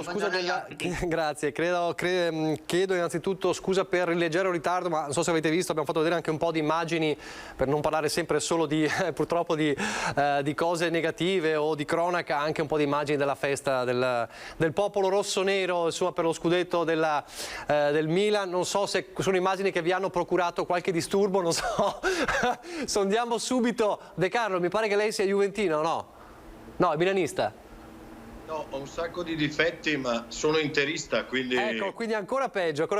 Immagini dolorose per lei, No, ogni tanto io so che la gioia va condivisa e compartita un po' con altri, quindi quest'anno abbiamo lasciato che i buoni cugini del Milan avessero un momento di gloria. Ecco, Sandonà, lei invece, così iniziamo con la frivolezza. Siamo consolati con la Coppa Italia noi. Sì, esatto, e questo invece è un duro colpo per me che sono juventino. Sandonà, lei è tifoso? No, io tifo per il Padova e ho sempre tifato per squadre del territorio, quindi a lei però sono un appassionato di calcio, lo seguo, soprattutto lo seguo se ci sono campionati interessanti. Quest'anno devo dire che il campionato è stato interessante, certo, massima serie. Sicuramente avvincente, su questo non si può negare. Tocchetto? Appassionato di calcio? Ma io non è che seguo una squadra in particolare, però guardo insomma quando ci sono gli europei, i mondiali, però insomma non è proprio lo sport che seguo in primis, diciamo. Allora lasciamo le cose frivole, ma anche se comunque la festa insomma per lo sport è sempre importante, lo sport è una chiave di lettura anche un po' di un popolo. Allora torniamo sull'attualità e vorrei tornare con voi come primo tema su quanto abbiamo visto all'inizio di questa prima edizione. Il Partito Democratico è tornato a parlare di autonomia, l'ha fatto in una conferenza stampa nella quale, dopo aver annunciato le sue proposte, le 7 materie al posto delle 23 2 settimane fa, propone oggi illustra una proposta di legge quadro da appunto portare per il dibattito in Parlamento. Insomma, torna a chiedere maggiore concretezza per avviare il percorso finale verso l'autonomia e per superare lo stallo. Allora non posso non partire da Luciano Sandonà per capire come questo appunto viene recepito in Regione, anche perché il Partito Democratico continua a chiedere che ci sia un dibattito in Consiglio regionale che, dice il Partito Democratico, non c'è mai stato. Sandonà. Beh, forse si sono persi qualche puntata, perché noi in realtà il dibattito è stato un dibattito molto forte anche all'epoca, ma oramai sono passati più di 4 anni, poi è chiaro che questo è sempre stato un tema caldo della politica regionale, quindi non è che in Consiglio regionale non se ne sia mai parlato. Forse negli ultimi mesi si è parlato meno di autonomia in Consiglio regionale, ma il Presidente Zaia, per esempio, è sempre rimasto sul pezzo e ha sollecitato più e più volte, e anche la Regione Veneto, più e più volte, diciamo, il fatto di prendere in mano la materia e portarla finalmente avanti. La legge quadro, da quello che noi sappiamo, deve essere iniziativa del governo e in particolare del ministro Gelmini, che l'ha promessa, diciamo, a breve. Nello stesso colloquio che ha avuto il Presidente Zaia con il Presidente Mattarella, sia in occasione della rielezione e poi successivamente una visita in Veneto, lo stesso Presidente Mattarella si è impegnato a sollecitare il Parlamento a portare dei fatti entro la fine di questa legislatura, che, lo ricordo, finirà fra meno di un anno. Io credo che la proposta del Partito Democratico, quella delle cosiddette 7 sottomaterie, sia una proposta francamente quasi che suona come una presa in giro, cioè non c'è la scuola, non c'è la sanità, non ci sono le materie in ordine fiscale, e su questo noi abbiamo marcato ben la differenza. Se autonomia quando ci sarà l'autonomia, deve essere un'autonomia vera per il Veneto. Ecco, il discorso che fa il Partito Democratico è questo: lasciamo che ci sia sulle materie cosiddette che lei ha illustrato, quelle diciamo LEP, chiamiamole così, dove sono previsti i livelli essenziali delle prestazioni, un dibattito, diamoci un tempo, un anno per le verifiche sulla possibilità di ottenere queste materie, ma intanto portiamo a casa le 7 queste materie non LEP, diciamo, che invece possono essere portate a casa subito, e ne fanno, come dire, un discorso di concretezza. Portiamo a casa intanto queste e poi eventualmente poi le altre. Lei dice che questo fatto comunque non può servire, cioè lei dice è meglio invece avere tutte le materie subito?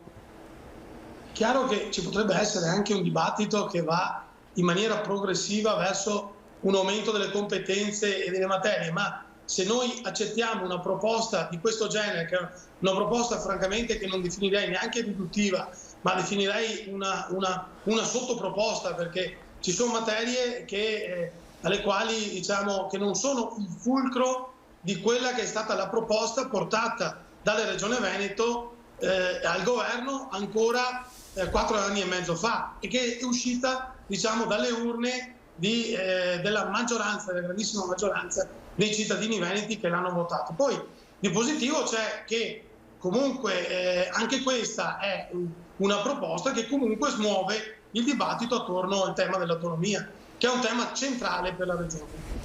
Vede la possibilità di creare una commissione ad hoc in Consiglio regionale, come chiede il Partito Democratico, a Palazzo Ferrofini? Beh, su questo faremo dei passaggi magari politici, però credo che in questo momento le cose sono abbastanza chiare, non c'è bisogno di creare ulteriore burocrazia, ulteriore carte da portare a Roma o di fare confusione. La legge quadro, ripeto, deve essere chiaro, c'è una proposta del Partito Democratico, ma deve essere proposta dal governo e poi deve essere portata in Parlamento. Poi la proposta che uscirà dal Parlamento deve essere accettata, diciamo, dal Presidente e dalla Regione, che il Presidente è poi titolare della firma. In quel caso si potrà fare anche un dibattito, ma io credo che in questo momento riportare ancora il dibattito per aprire diciamo, a delle proposte che sono sicuramente riduttive non credo faccia bene alla Regione e al Veneto. De Carlo, come la vede lei?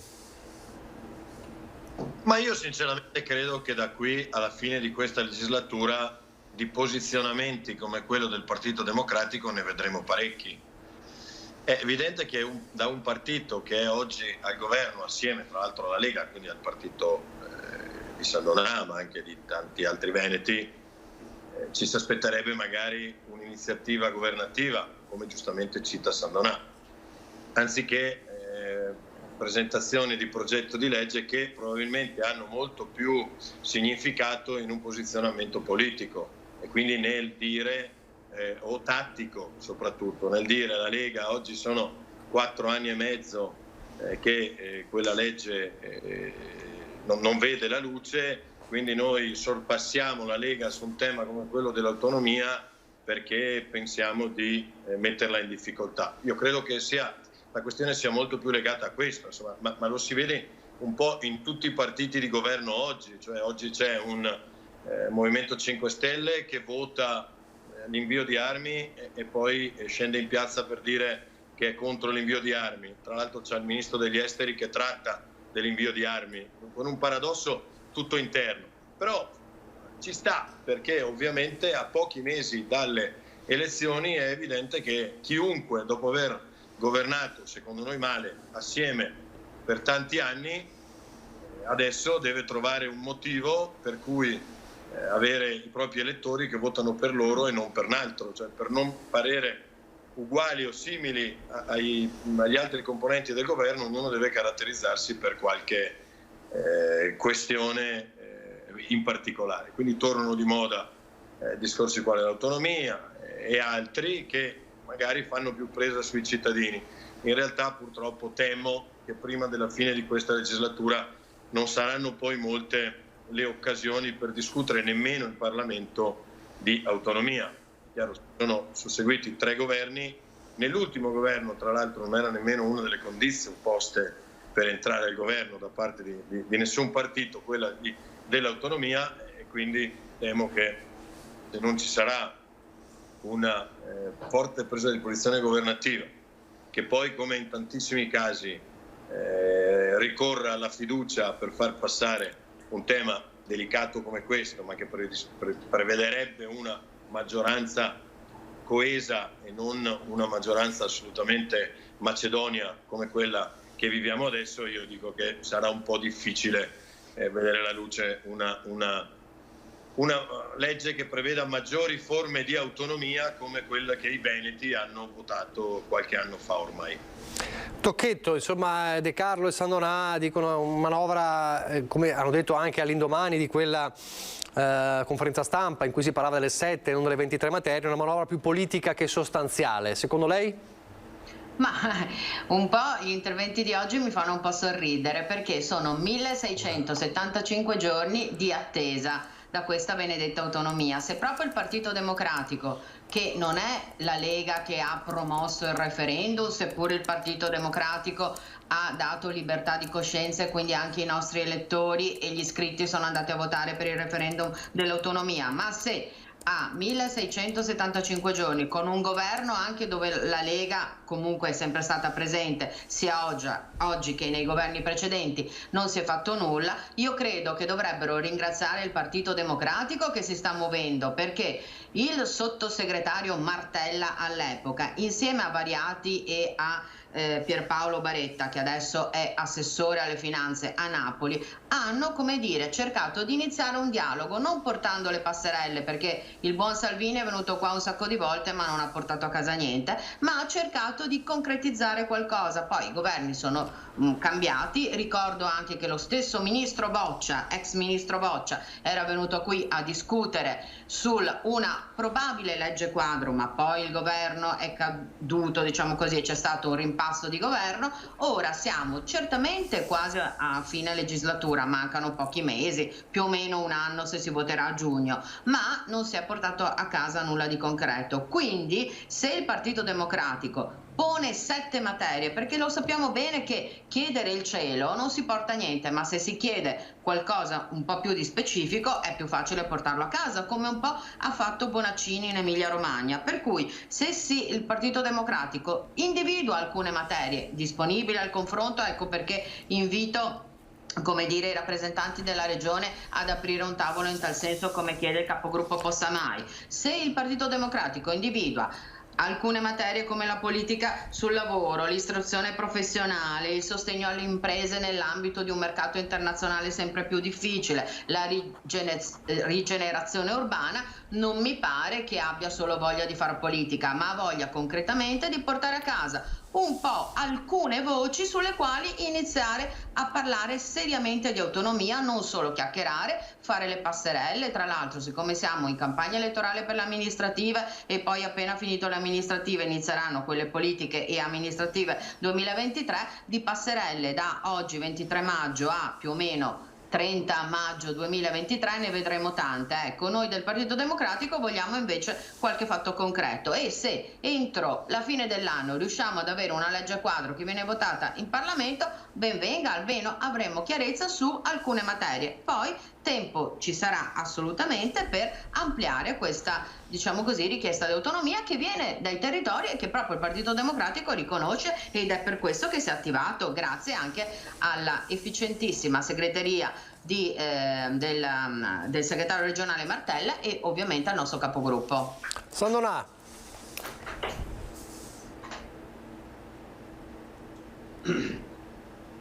No, ho sentito il senso degli interventi, ripeto, spazio per il dibattito politico per quel che riguarda l'autonomia ce n'è ancora, anzi credo sia importante che questo torni nell'agenda politica, no? Come è stato anche in questi ultimi giorni. Però credo che già la legge quadro che noi attendiamo da parte del governo del ministro Gelmini è una proposta fatta da Boccia, ma che va sopra a quella che è la procedura ordinaria prevista dagli articoli della Costituzione in materia di autonomia differenziata, e cioè quello di una proposta diretta del governo alle regioni in tema di autonomia per ogni singola regione.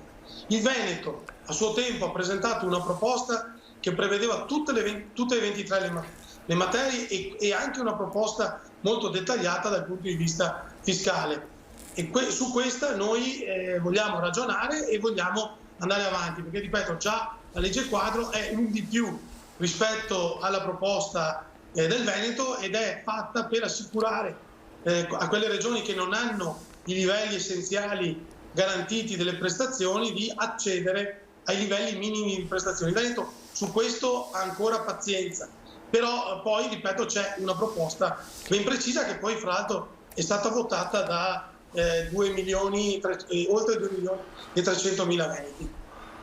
Senta, prima De Carlo ha ragionato un po' di tempistica. Lei che ragionamento ha fatto sulla cosa si aspetta a livello di tempistica per portare a casa l'autonomia? Si è fatto un po' un'idea di quello che potrebbe essere la tempistica? Sono già passati, quest'anno saranno 5 anni a ottobre.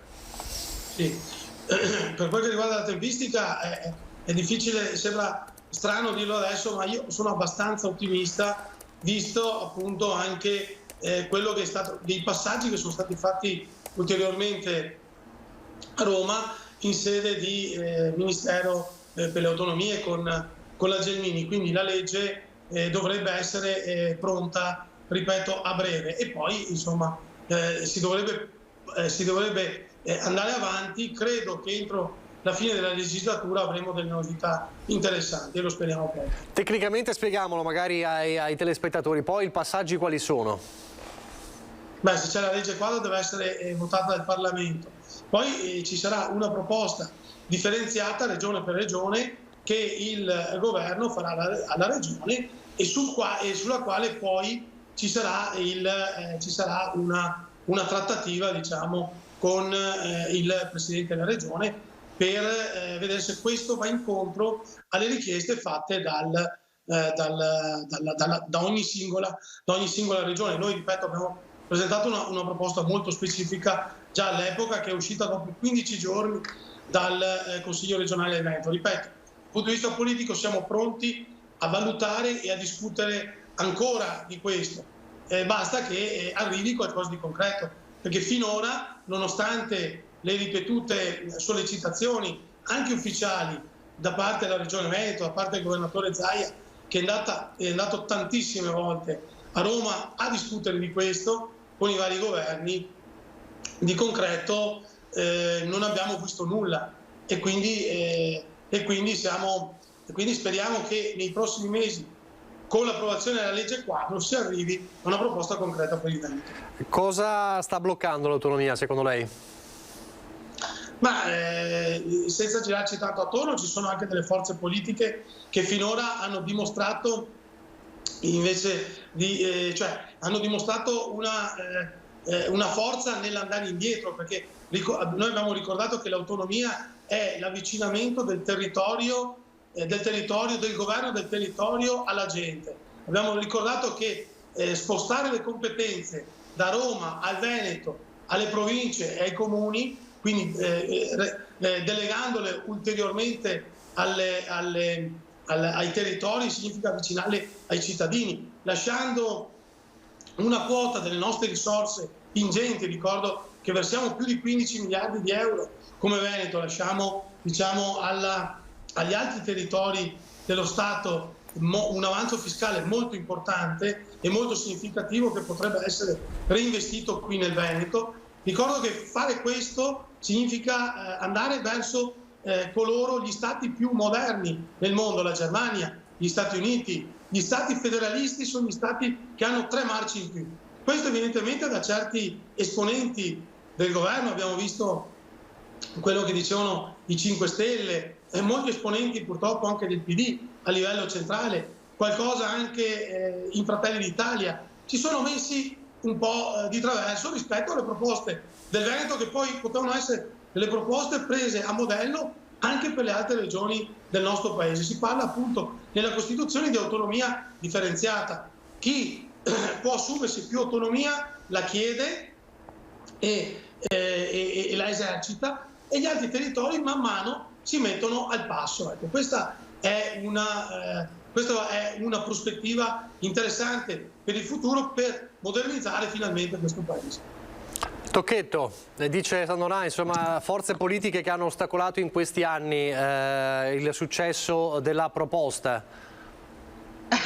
Allora, mi viene un po' da sorridere, perché chi, come dire, ha fatto un grande dibattito interno come il Partito Democratico è quello che in questo momento qui sta rivendicando e tentando appunto di portare avanti una legge quadro che, come sappiamo tutti, la legge quadro è la legge, come dire, che è una cornice dei principi, no? E quindi si sta attivando per portarla a casa prima della fine legislatura. Ma mi pare di ricordare che lo stesso Salvini non è che fosse molto per l'autonomia e che nulla ha fatto in tal senso, per cui dire cose così a caso, un po' di PD, un po' di Fratelli d'Italia, ma io metterei dentro anche qualche leghista importantissimo come Salvini, che veniva qui, predicava in un certo modo, poi se ne guardava bene da ministro degli interni di fare qualcosa. Penso che il problema dell'autonomia sia un problema che c'è anche all'interno di una parte della Lega che non è sicuramente quella del Veneto.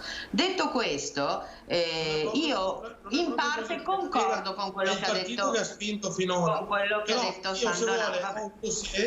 Io se vuole un dossier con le dichiarazioni dei singoli politici romani.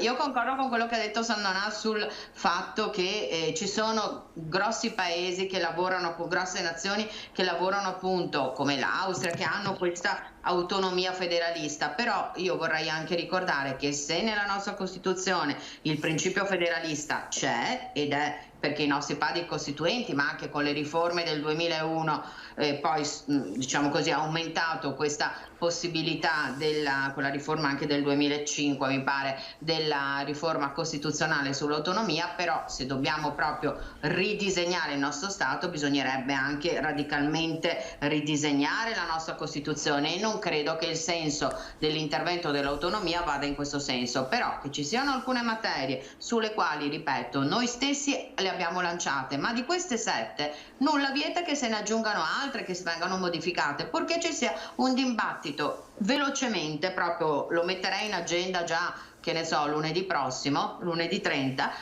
all'interno della regione, che si vada con una proposta concretissima dalla Gelmini. Detto questo, ripeto, l'autonomia nel nostro paese, nella nostra nazione, non è un passaggio così semplice, me ne rendo conto. Ci sono molte regioni che guardano con sospetto, ricordiamo gli interventi che faceva il governatore della Campania, però ci sono altrettante regioni che senza fare troppi strepiti ha comunque cercato di attivarsi e di portare a casa qualcosa come, ripeto, l'Emilia Romagna, dove Bonaccini da questo punto di vista qui ha molto lavorato. Devo riconoscere che anche Zaia lo ha riconosciuto, e che i 2 governatori, ma compreso anche il governatore dell'Emilia Romagna, ma anche della Lombardia, su questi temi ci stanno ragionando, questo lo riconosco. Ripeto, non mi pare che non ci sia all'interno della Lega, come dire, un'unità di intenti, parlo di Lega Nazionale, quindi su questo lo voglio ribadire. Per il resto mettete in agenda subito, io lancio una data, il 30 maggio, quello che chiede anche il Partito Democratico, un tavolo regionale sul quale definitivamente portare il testo a Roma, e il 2 giugno può esserci già il testo a Roma, tra l'altro data della festa della Repubblica, per cui avrebbe, come dire, anche potrebbe essere anche un simbolo particolare, e che al più presto ci si attivi per portare a casa la legge quadro. Ripeto, i mesi sono pochi, perché poi si entra, come dire, nella fase della campagna elettorale più o meno tra gennaio, febbraio, marzo, e di tempi ne rimangono pochi, rimangono 6 mesi, perché ormai siamo a giugno, per quello che riguarda il 2022.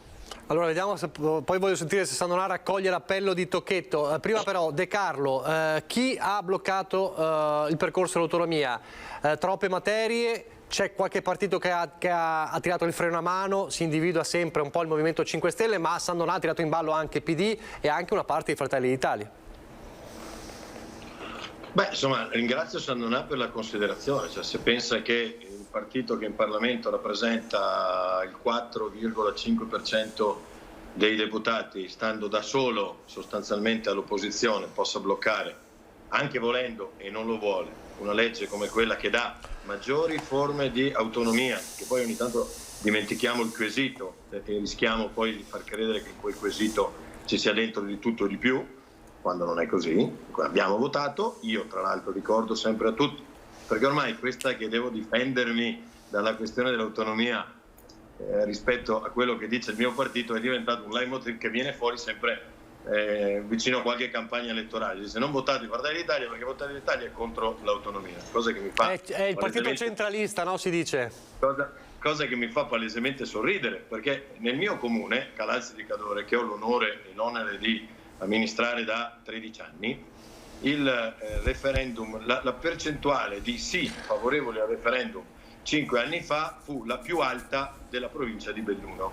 Allora, se io fossi stato anche solo, non dico contrario, ma forse un po' timido rispetto a questo, in un comune dove faccio, quando mi candido alle politiche, il 35% e alle regionali il 46%, credo che non avrebbe avuto questo esito il il referendum, per cui ricaccio al mittente con i dati e non con i tentativi di rabbonirsi una parte di elettorato un po' deluso da questi anni. Deluso da chi? Beh, deluso da chi forse in questi anni al governo c'è stato, non certo Fratelli d'Italia, perché ricordo a tutti che noi al governo con i 5 Stelle non ci siamo mai stati, con il PD non ci siamo mai stati, con Forza Italia non ci siamo mai stati, dico purtroppo, con la Lega purtroppo non ci siamo mai stati, perché noi avremmo voluto governare questa nazione solo assieme ai nostri amici del centrodestra. Abbiamo fatto questa scelta di coerenza. Purtroppo non ci è stato possibile perché i numeri non ce lo consentivano e abbiamo sempre chiesto che se non c'era questa prospettiva si torna tranquillamente a votare. Quindi non può essere imputata sicuramente a noi. Chi ha rallentato il processo sull'autonomia? Beh, insomma, c'è il concorso un po' di colpa di tutti, altrimenti un risultato l'avrebbero ottenuto. Sono 4 anni ormai di legislatura, tra l'altro i nostri amici e colleghi e alleati della Lega sono stati al governo per parecchi mesi di questi 4 anni e evidentemente hanno un po' di responsabilità di più rispetto a quella che ha Luca De Carlo, che ha frequentato sì tutti e 2 i rami del Parlamento, ma che certo rappresenta una pattuglia del 4%, di 50 deputati e che non sono mai stati al governo. Ma detto questo, io sono convinto, siccome ho votato, Abbiamo persa. Eccolo qua, perfetto. Siccome ho votato un programma, ho firmato un programma del 2018, il programma del centrodestra, che diceva federalismo e presidenzialismo, io sono rimasto ancora a quel programma, sono ancora un convinto assertore del federalismo. Dove passi il federalismo? Se debba essere un federalismo più comunale nella storia tipica dell'Italia, della forza dei comuni o quello delle regioni, beh, ci possiamo sedere tranquillamente a tavolino e discutere sia prima di fare il programma delle prossime politiche, quando spero e mi auguro che il centrodestra corre unito, altrimenti sarebbe il suicidio dell'idea di questa nazione alternativa alla sinistra, e mi auguro che non ci sia qualcuno che faccia calcoli diversi, e quindi faccio anch'io un appello agli amici della Lega e agli amici di Forza Italia che non abbiano in mente un piano B, perché l'unico piano che i veneti vogliono è che si amministri questa nazione, perché è importante amministrare questa nazione, perché l'autonomia non la otterremo da soli in Veneto, altrimenti ce l'avremmo già.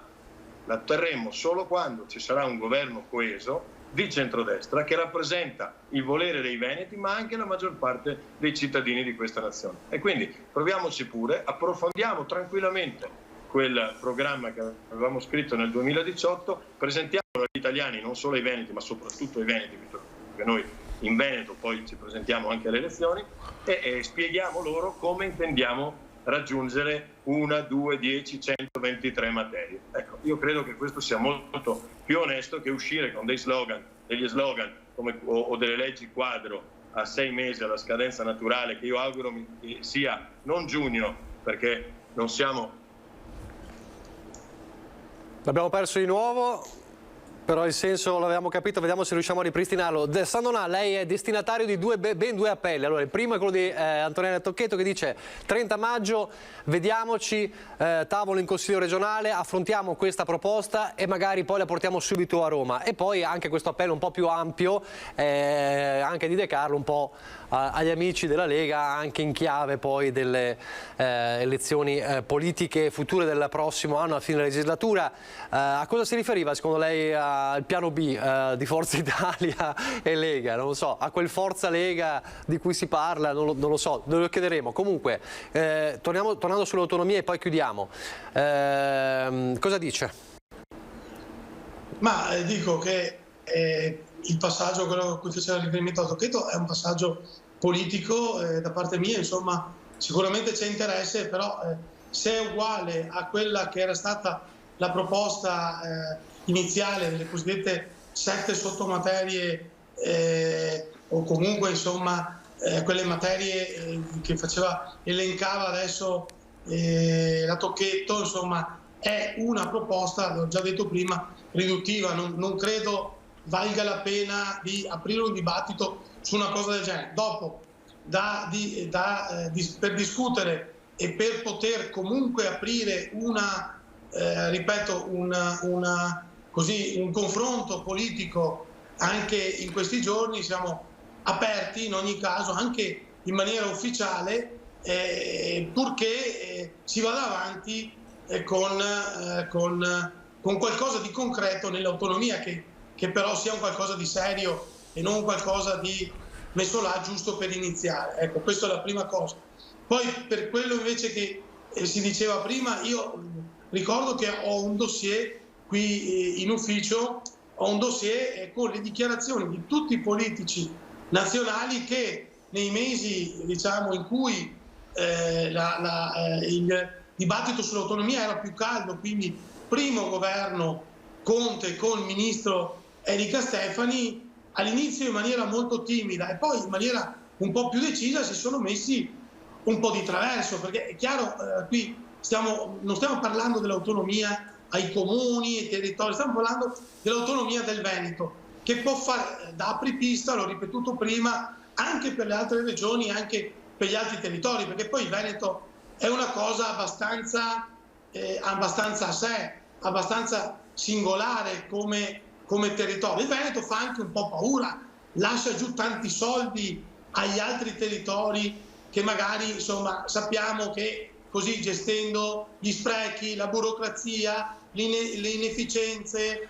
i deficit di bilancio del Comune di Napoli, del Comune di Roma, del Comune di Palermo, del Sud, al quale noi continuamente, diciamo, mettiamo mano al portafoglio, perché poi la credibilità di questo Paese è data da chi tira il carretto. Quindi dalle 4 regioni, dicasi 4 regioni che hanno, diciamo, un avanzo fra il consumato e il versato. E fra queste c'è il Veneto, ripeto, con più di 15 miliardi. Quindi questo giochino di dire una cosa in Veneto e poi di dirne un'altra contraria a Roma è un giochino un po' stucchevole. E poi magari attaccare la Lega e Salvini, e poi è stato l'unico partito che ha portato avanti con forza, credendoci, il progetto. Perché poi, insomma, abbiamo visto quello che ha fatto il presidente Zaia. Ricordo che l'autonomia non riguarda la Lega, riguarda il Veneto e i veneti e tutti i partiti del Veneto, che devono fare la spinta praticamente sulle loro segreterie nazionali. Perché quando le dichiarazioni di Renzi, di Matteo Renzi, che ha detto l'autonomia del Veneto, assolutamente no, di Di Maio, che non sapeva più come dire di no e poi si è appellato al famoso collegio di giuristi dell'Università Federico II di Napoli, o altre dichiarazioni che sono state fatte da illustri politici, diciamo, degli scorsi governi e anche di quello attuale, sono delle dichiarazioni che sono messe lì per mettere i bastoni fra le ruote a un processo invece che è inevitabile, perché è stato votato dalla gente, dal popolo, e di questo i partiti nazionali dovranno rendere conto. La Lega ne rende conto perché la Lega è l'unica che ci sta credendo fino in fondo con un progetto serio e credibile che è quello depositato al presidente Zaia.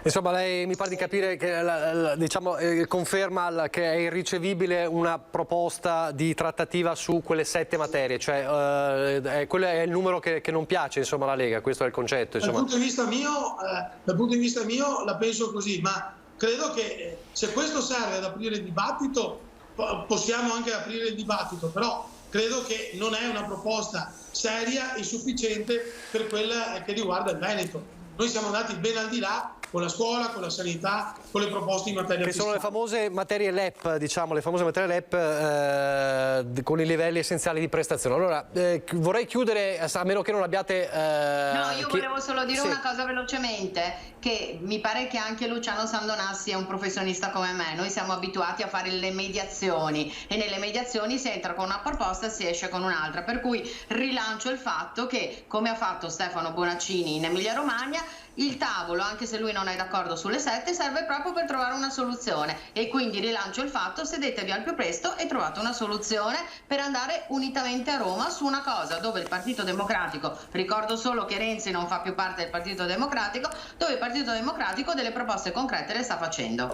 Allora, in tutto questo siamo in una cornice purtroppo di guerra. A proposito di cornice, e siamo già di fatto in una economia di guerra, l'abbiamo raccontato anche con i nostri servizi servizi, tanti settori in difficoltà, e poi c'è il paradosso che raccontiamo ogni giorno di fatto nei nostri telegiornali, quello di un lavoro che di fatto c'è in molti settori, ma mancano le persone, mancano i lavoratori, mancano i dipendenti. È un dibattito apertissimo, è il tema, e lo facciamo rivedere anche del nostro sondaggio, perché chiaramente il dibattito si è spostato anche sul reddito di cittadinanza. Allora vi chiediamo: cancellare il reddito di cittadinanza, sì o no? E quelli sono i numeri per dire la vostra, e poi questa sera, come sempre, a Ringa vedremo l'esito di questo sondaggio. Da più parti molti datori di lavoro dicono è colpa del reddito di cittadinanza, altri invece dicono di no. Poi ci sono anche ovviamente tantissimi punti di vista, ma non c'è solo il paradosso della manodopera in tanti settori.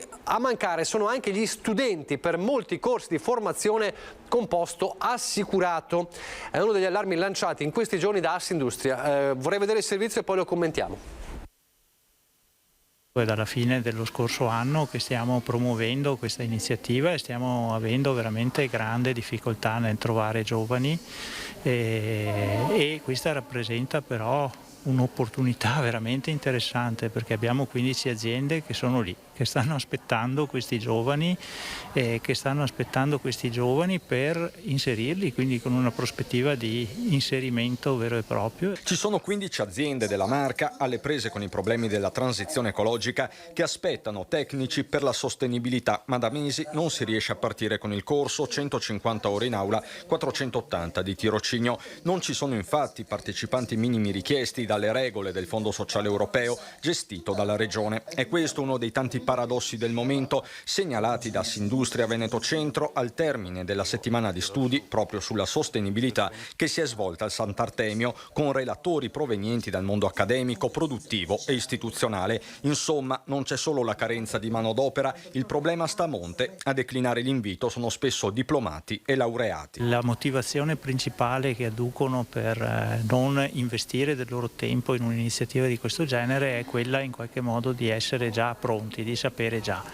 E questo appunto crea questa difficoltà, questa mancata voglia di andare a vedere effettivamente se quello che già sanno può essere utile per le imprese. Si è chiusa quindi con un appello agli studenti la prima edizione della settimana voluta dagli industriali per parlare di economia green, nuovi prodotti e processi. Al Sant'Artemio c'è stato spazio anche per alcuni prototipi innovativi, scarti che diventano oggetti di moda e design, alcuni già industrializzati da fabbriche del territorio. Allora, vi chiedo di essere sintetici nelle risposte perché abbiamo poco tempo. De Carlo, come si esce da questa situazione? Perché non c'è solo il problema appunto del capire se c'è un salario adeguato, quali sono le condizioni di lavoro, oppure chi dice io ho reddito di cittadinanza oppure ho dei sussidi perché non devo andare a lavorare, oppure ragazzi che dicono siamo già pronti, non abbiamo bisogno di formazione, quando invece il futuro è proprio nella formazione specifica. Beh, c'è intanto un problema di base. Io non vorrei fare arrabbiare i genitori, lo sono anch'io, ma tutti che purtroppo spesso abbiamo creduto che se nostro figlio non faceva o il classico o lo scientifico avevamo un figlio probabilmente di serie B, quando invece ci siamo resi conto che poi mancano professionalità che magari derivano da aver fatto un percorso di studio assolutamente diverso e che oggi avrebbero molte più possibilità di trovare un lavoro rispetto a chi magari ha fatto altro. E questo non per dire che non bisogna fare il liceo scientifico e il liceo classico e poi un percorso universitario di un certo tipo, ma sicuramente bisogna porre attenzione anche ad altri aspetti della formazione, tra cui proprio queste specifiche per determinati grado di studi, sia primario che secondario ovviamente. Ma poi c'è il tema del reddito di cittadinanza. Il reddito di cittadinanza va cancellato, sì. Ricordo anche qui che Fratelli d'Italia è l'unico partito che non l'ha o votato e reintrodotto, e guardate che nel primo governo, quello giallo-verde, ne abbiamo votate di cose che secondo noi erano condivisibili. La legge sulla sicurezza, ad esempio, è una legge che avremmo migliorato, però abbiamo votato perché andava nel solco di quelle che erano il programma di centrodestra. Il reddito di cittadinanza non l'abbiamo mai votato, ma non l'abbiamo nemmeno mai rifinanziato stando all'opposizione, e quindi il rifinanziamento di tutti i partiti, da parte di tutti i partiti del governo, cioè 1 miliardo in più, è di pochi mesi fa, quindi nessuno può essere oggi verginella rispetto al reddito di cittadinanza. Perché va cancellato? Non soltanto perché drena 8 miliardi per quest'anno e 20 miliardi nel triennale, ma anche e soprattutto perché dà un messaggio sbagliato alle giovani generazioni. Cioè, qual è quel messaggio che non è quello di emanciparsi attraverso il lavoro e costruire il proprio futuro attraverso il lavoro, ma quello della possibilità di rimanere a casa e sfruttare il reddito di cittadinanza? Come possiamo pensare di crescere dei figli con il reddito di cittadinanza? Come pensiamo che questi dopo 2, 3, 4 anni di reddito di cittadinanza abbiano sul curriculum appunto 2020 il reddito di cittadinanza, 2021 il reddito di cittadinanza? Come possiamo pensare che qualcuno poi trovi in loro il potenziale persona da assumere? Ecco, io credo che andasse potenziato il REI, che c'era e che in comune, noi che stiamo nei comuni conosciamo benissimo, ma che andasse dato un impulso all'economia e non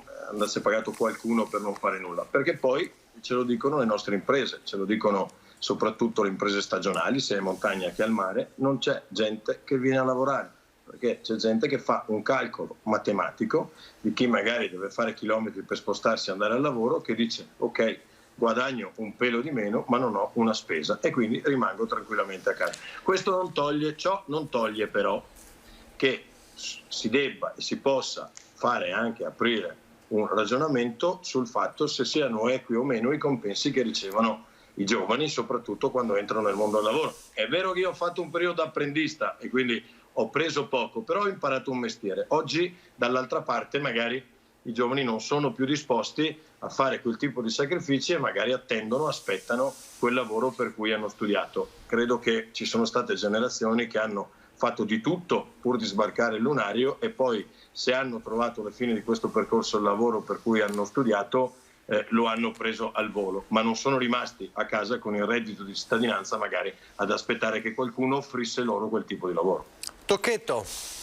Allora, sul reddito di cittadinanza, lo abbiamo detto 1000 volte anche come partito, probabilmente vanno modificate alcune condizioni, quindi lo si ha, ma si devono anche seguire dei percorsi di formazione per l'introduzione al lavoro, quindi anche secondo me il reddito di inclusione funzionava un po' meglio.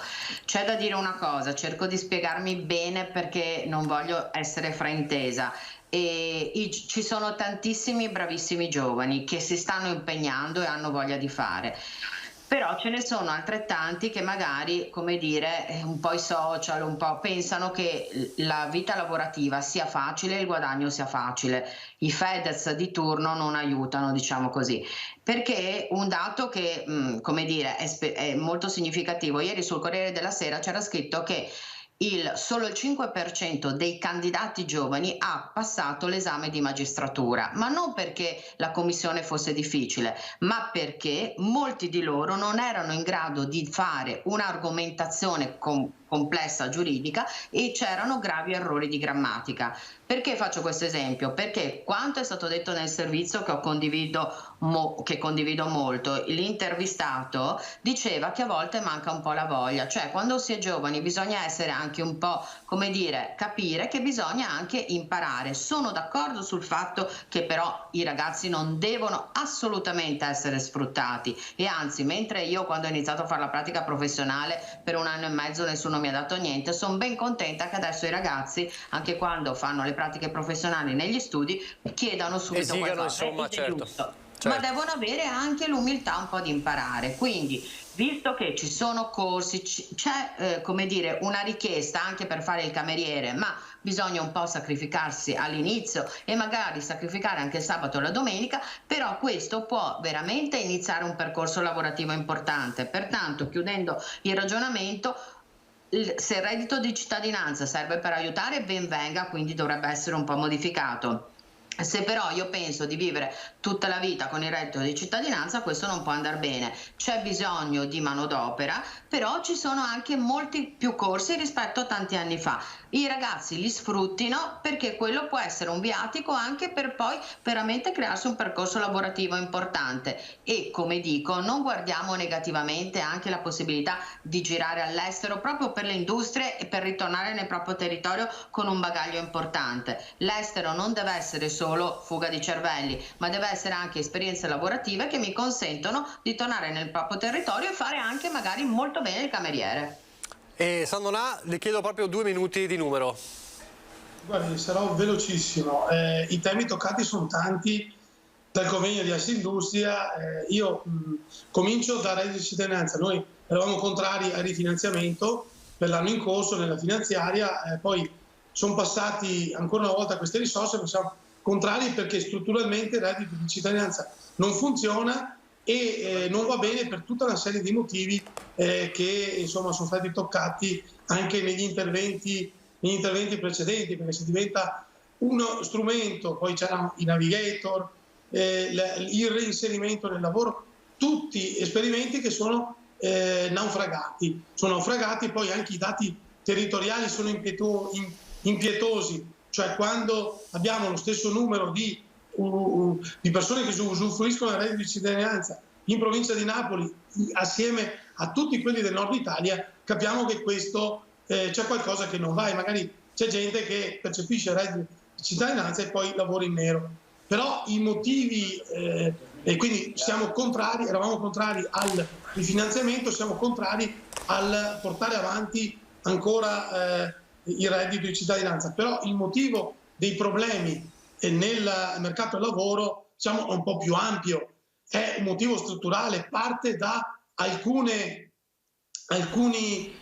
temi. Il primo è la denatalità, sicuramente nel nostro paese, è un tema che è già stato toccato nel convegno generale, nell'assemblea generale di Confindustria Veneto Centro fatta qualche mese fa, è un tema sul quale gli industriali stanno spingendo la politica ad utilizzare delle forme più ficcanti, perché non basta l'assegno ai genitori che è stato fatto, è stato praticamente un trasferimento delle varie forme che si davano ai genitori, di forme fiscali, in un assegno erogato all'INPS. Non basta questo, bisogna investire sulla natalità, e questo è sicuro. Il tema degli salari e degli stipendi collegato all'aumento del costo della vita. Questo è un problema che si trovano le persone che hanno un reddito da lavoro dipendente ed è un problema molto forte in questo momento. Però è anche un problema strutturale del mercato del lavoro.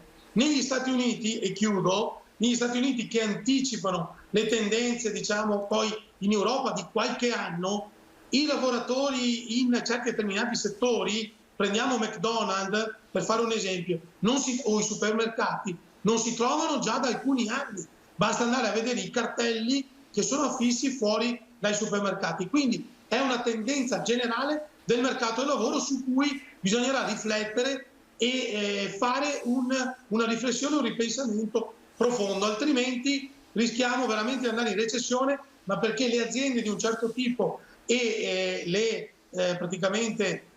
coloro che fanno parte della catena di servizi o dei supermercati o del settore della ristorazione si troveranno sempre più in difficoltà. E già quello adesso che abbiamo visto quest'anno sarà il primo campanello d'allarme. Già adesso in effetti. Grazie davvero ai nostri ospiti, ringrazio il senatore De Carlo, Antonella Tocchetto e Luciano Sandonà, grazie per essere stati con noi.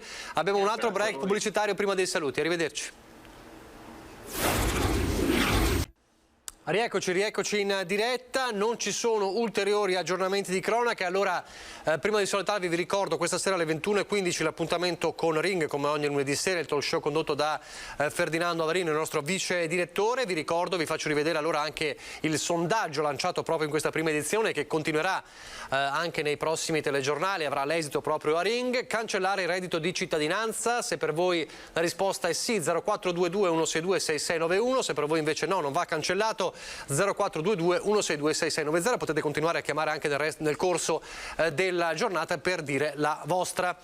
Grazie davvero, l'appuntamento con l'informazione di Antena 3 torna alle 18:30 con il telegiornale del Veneto. Arrivederci.